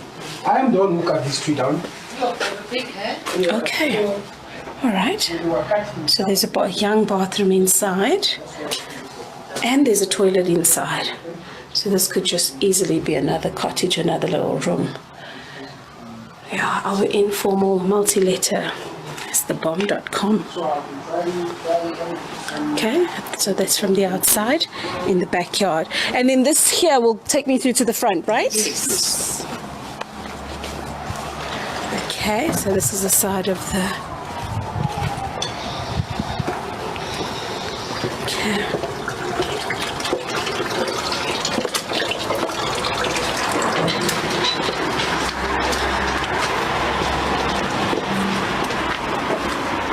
Okay, so these walls need to be made higher.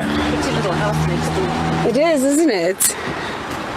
So this, there we go. This would then be the entrance. Yeah.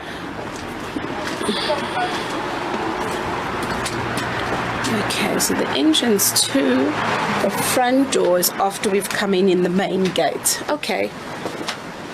I see how that works now. And this is where we had come in through. Okay. That's full circle. Okay. I want to hear from you guys. What do you think? Did anyone hear the narration or not? I did ask the question and there was Dololo that came through. So let me know how you feel. What do you think of the video that you've just seen? Did you hear any bits of the narration? What are you thinking? Because we're literally at the end of the session where we could just take a bit of a Q&A right now. You can share with me what do you think. And there's two things that I'm going to ask you for once we've done.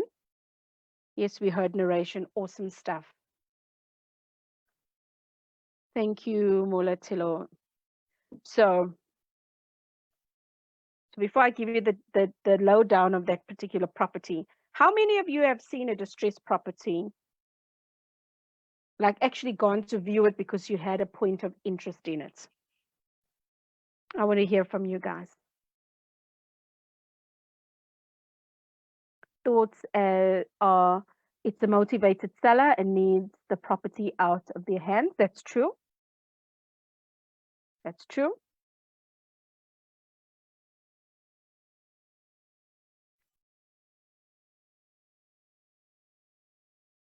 Yes, this is a project itself. It was audible. Wonderful. I heard the narration. The place is not looked after. True. We heard. I'm thinking it has a lot of potential. Wonderful. Cool. So your comments can continue to come in. So let me just give you a quick synopsis. Then we can do two more things before we leave. So the quick synopsis is this. There was a 73-year-old lady. There is a 73-year-old lady that owns this property. How did I find this property? I went onto Facebook. Here is another nugget. For those of you that have downloaded my ebook, which is free, the house looks like it was hijacked. Almost does, eh? It was the tenant. Let me tell you more about it.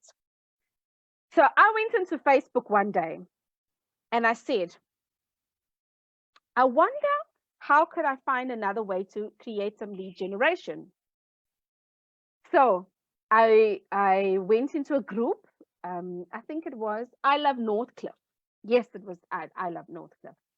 On I Love Northcliffe, I said, I am looking for a fix-up property.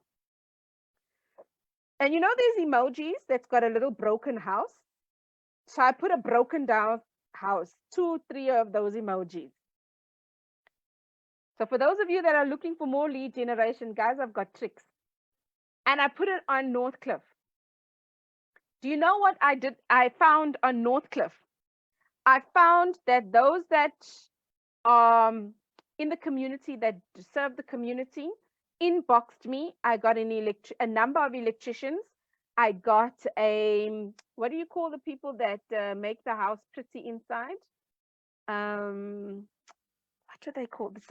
Anyway, I got them to make my house pretty inside. I got somebody offering that I need to do the electrical certificate. I got a bond attorney saying that they are very much, a conveyancer saying that they can help me. I got my whole power team. And this was even before I found the property, okay? Then the next best thing that was interesting, I got leads that are in the Northcliffe area. And then I got people in that same group that started tagging other people. Wait, because my life consists of showing things while I'm still sharing. I went in and I got all of this from this one post, right? I got a lot of people that said that their places are run down. And so I got a number of leads. So some of my leads happened there in Northcliffe. I went to go and see a property. Sadly, what comes with the territory is that sometimes an investor will swindle you from a deal. I got swindled from one of those deals. But it was interesting that in I Love Northcliffe, there was somebody that is not dealing in Northcliffe that was tagged. And this was the property practitioner that helped me. And this property practitioner that helped me, when she called, she said to me, this is let's just see, am I looking at the right place? Oh, now I'm showing all my business at me also. So in fact, it wasn't here. Apologies. Why did I think it was? No, it was definitely in here. Why do I not find it? Anyway, if you go in some of the groups, you can search your name like this, okay? And then you'll find the post that you had posted. But nonetheless, I'm going to continue explaining. In that, this property practitioner took me to this place, which is, I'm just going to say, in the Auckland Park area. I then soon found out that the owner of the place is, yes, Home Stages. Thanks, Colleen. Interior designer. You see, you guys are just brilliant. So she showed me the place. She called me before putting it onto the market. And she says to me, Jen, is this the type of place that you are looking for? Okay. There's a reason I'm coming here, but work with me. So she then said to me, come and view the place. I went to view the property. I went on the market for 1.7. On market value, it's worth 2.2 million. And then I looked around, as you guys have seen. I'd taken the video so that I could put it into the proposal so that the real estate, property investor gets a picture of how run down the place is and all of that stuff, right? And then so they got a visual because I didn't want to just take pictures. The pictures was just not going to work for me, right? And then what I found was when I started talking and I'm like, what do you think? And then she says, no, 1.7 is good for under market value. And then I started doing my homework. What homework did I do? I did due diligence. I drove around the neighborhood. I looked at what was happening on Lightstone, like I was telling you and sharing the information and that with you. And that's when I started finding out a lot more stuff. And I eventually negotiated the place to 1.380. A property investor picked up the place. They have done their stuff with the architect, with the town plan, and all of the stuff that needed to happen. Because I'm not going to tell you guys about other disappointments that happened with this property, with other joint ventures that should have taken place and other stuff that should have taken place. But finally, a property investor bought this, put in an offer. They've now gone to tough. Why? Because this particular property is exactly 1 kilometer away from UJ. And they have spoken to the town planner. And in terms of a commune, property, when it comes to student accommodation, 10 and less is a commune. More than that is accommodation. So they went in the commune bit because that just needs, I think it's special permission, and you don't have to go through a whole lot of other stuff, right? But the long and short right now, this deal is sitting at tough, waiting for them to fund the deal so that the property investor can get this deal. So the different strategies I got from there, I'm going to mention it now. But the reason I came here is that in different groups that there are, I remember one mad day in May, I'd gone onto the group. I said, good evening. I trust my question is okay to ask. If not, admin, please remove accordingly. I'm looking at working with an agent in the west of Joburg that deals with deceased estates and or distressed properties. If I didn't have a go-getter type of spirit, I would have been very sad. Not a like, not a comment, nothing here, right? It was then on the 4th of June, around the same time, you see 7:55 and you see 8 o'clock. I'm looking for a good fix me upper, broken down emoji, in the west/northwest area in Joburg. Can anyone please help me? Within 24 hours, there was dialogue and there was sharing and there was tagging that's going on in there. So the object lesson behind this, because I'm always full of object lessons, okay, is that sometimes when you try something once and it doesn't work, reinvent yourself. Yeah, I went in all apologetic because I truly didn't know on this property practitioners group what was allowed, what wasn't allowed, and was my post going to be accepted. Nobody acknowledged it. But 3 weeks later, I went in gangster and I got the most out of here. And I got a lot of leads. And now I've also got a lot of property practitioner friends from this particular group. You can even see this other stuff that I've gone in to post here. So let me go back to the story.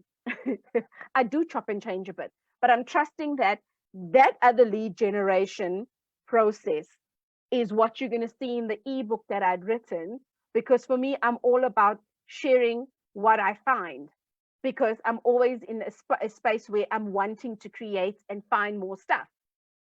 But anyway, the bottom line is, having gone through this whole experience, had I not driven around the Auckland Park area to understand what Auckland Park is all about, I would not have known what type of strategies that house that needs a whole lot of attention would need, right?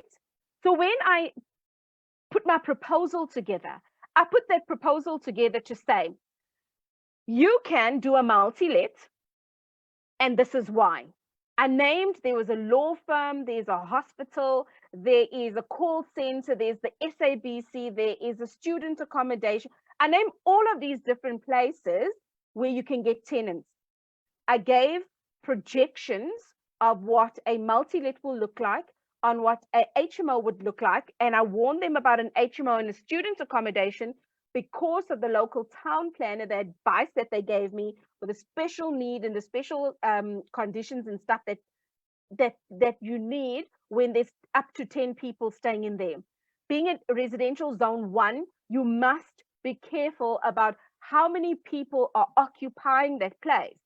Also, what you need to be is transparent with your tenants, because think about it, student accommodation, somebody's going to have their girlfriend or boyfriend over. You want to put some sort of rules in that commune to say, guys, be careful. Some of these things you're going to do at your own risk because you're going to sneak your person in. And that day, the president might just say lockdown, you know what I'm saying? But anyway, that day, something could happen. And then you've just broken the rules of engagement. And now I'm being the owner, am subject to whatever fines and things that come up against me for this particular property for breaking the rules and regulations and so forth.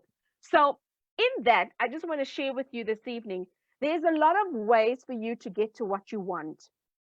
Tonight, I trust that I answered the question of zoning in on finding a property investment opportunity. Another tip that I would like to give you as I say goodbye, if there's any other comments or questions that you need, now is the time while I'm giving this tip. Guys, when it comes to property practitioners, not because now I am a candidate property practitioner, I chose that route for a very good reason, and I'll share with you tomorrow when I'm talking about sourcing. It's a recent move. It's 29 days old. Property practitioners also need to make a living. So when you have got an answer about a property, always go back and share with the property practitioner. I know there's some property investors that are like, oh, I don't like the property practitioners for whatever reason. Fine, life is life. But what I learned is that when you treat the next human being, be it a property practitioner or anyone, with a lot of respect and understanding for what you are looking for and what they can provide you, especially a property practitioner in this case, right? When you treat them with respect, they're going to remember you.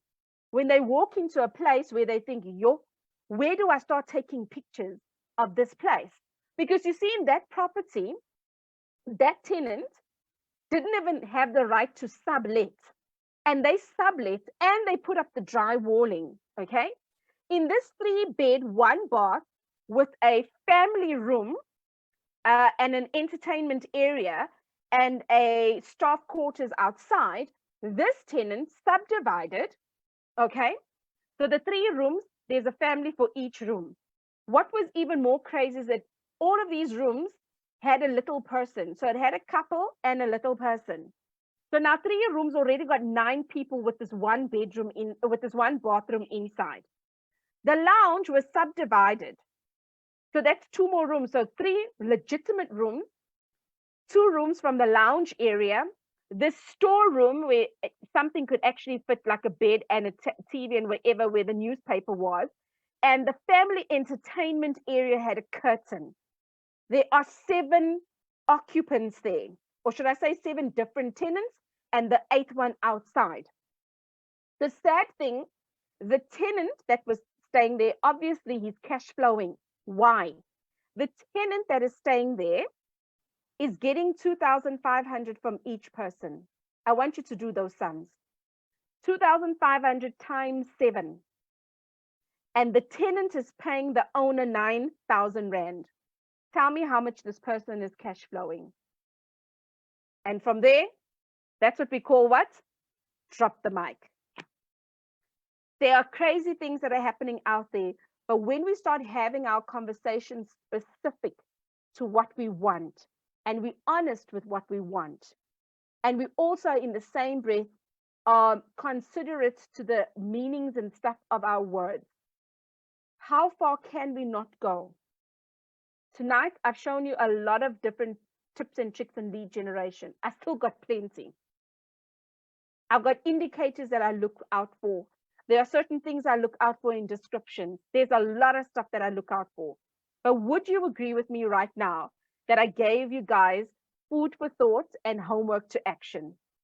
Because on that note, what is HMO? Excuse my ignorance. Desiree, HMO is House of Multiple Occupants. It's like the big brother to a multi-let. A multi-let means I am letting out my property to 2 or more people from 2 or more different households. So a multi-let will go up to about 3 to 4 people, but a HMO is almost like a bed and breakfast type. You can kind of think of it that way. Some of the bed and breakfast will have a house of multiple occupants where there's quite a few people that are actually staying there on a temporary basis, but it can also be on a long-term basis. The school that I'd gone to taught us this, that you see a buy-to-let, you think of a single family. You see a multi-let, you think of 2 or 3 families. Or if you see an HMO, it can be between 5 and 7 families. Maybe that's easier to remember. Cool. Honest Honesty and respect is key. Absolutely, absolutely. Cool. So I want to say to you all this evening, thank you so much for your time. Thank you so much for going a little bit longer with me today. I trust that the stuff that you've learned has been invaluable. I have a deal which has 9 bedrooms on a zone 1, and I am anticipating 12 people as will share. Am I against the zoning? Go find out, Lawrence, what is the zoning regulation for that area? Literally type town planner near me and say I've got a property or a deal in that particular area. If you are dealing still with the estate agent, ask the estate agent if they know a town planner in that area, because you just want to double check the zoning. Some practitioners are very good at answering like this with zoning, and some will always say, I want to defer and go and find out from a town planner. So my best advice there is don't even play. Find out how many people and what measures should you take. Sometimes there's payments that are involved, and payments can range anything from 1,000 Rand upwards. Awesome lesson. Thank you for your time. Actions to follow. Awesome stuff. So I trust that if there's no other questions other than Lawrence's question that I've answered, I want to say thank you guys for being awesome. 2 more things. Remember our quiz. Go and read the contents of the quiz. I want us to imagine this, right? I've seen that many people have seen the post. Few have action on the post. So go back to last night, 10 o'clock, after 10 o'clock, and go and take part in there. Usually when I'm in my training room, I do this exercise to say, sometimes we say, I like to be in a group of like-minded people, and the illustration for doing this particular quiz, there's something behind it. So I'm not fishing to find out how much money you've got. That's why it's anonymous. I wanted it anonymous. Okay. I'm not fishing for anything, but there's a point to the exercise, because sometimes we say, I wonder only if I'm surrounded by, or I'm in this place, or I'm in that place, will I only get money? And usually this exercise shows that when you're in a training room, for example, like my husband and I were in, that even in that training room, people can become future business partners. Rieta and TJ are business partners because we were in the training room together. That's where Rieta and TJ met. In the training room, in the legacy training room. And that's how they become business partners. That's how M5 Property Addicts was formulated, by 2 students that was together in the same room.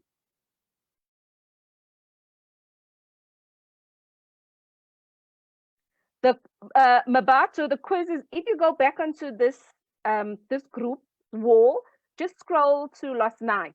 You'll see I've got a whole explanation about that little quiz. And it literally is you pressing a radio button and clicking submit. You can even see the results from there. But there's a point behind that. And then tomorrow I want to then start off on that point, because today time obviously is gone. And then I want to say tomorrow I'm going to try and keep it within 2 to 2.5 hours as well, because I promised you over 3 days. And then tomorrow is a big drum roll. There's 3 of you that will continue with me on coaching. So bring your fingers that are ready to click and do something, because it's going to be a transparent one where we'll all see who won. Cool. Other than that, ladies and gentlemen, peace out. I'll come out of this COVID a better person. Thanks so much. I also see it that way, because I'm coming out of this a better person, knowing that there's 100 people and growing that I'm able to share and get naked with, so to speak. Cool. So ladies and gentlemen, I don't see anything else. My lockdown nights are worth it. Thanks for everything. No, thank you for your time. So have a good one. I'll spot you tomorrow, 7 p.m. sharp. We're going to start on that particular quiz result. Creative finance. We're going to talk about sourcing and some of the lessons I've learned through my deals. And then we're going to take it to the next level as we close off on this boot camp. So be good and be safe. Remember to sanitize. See you guys.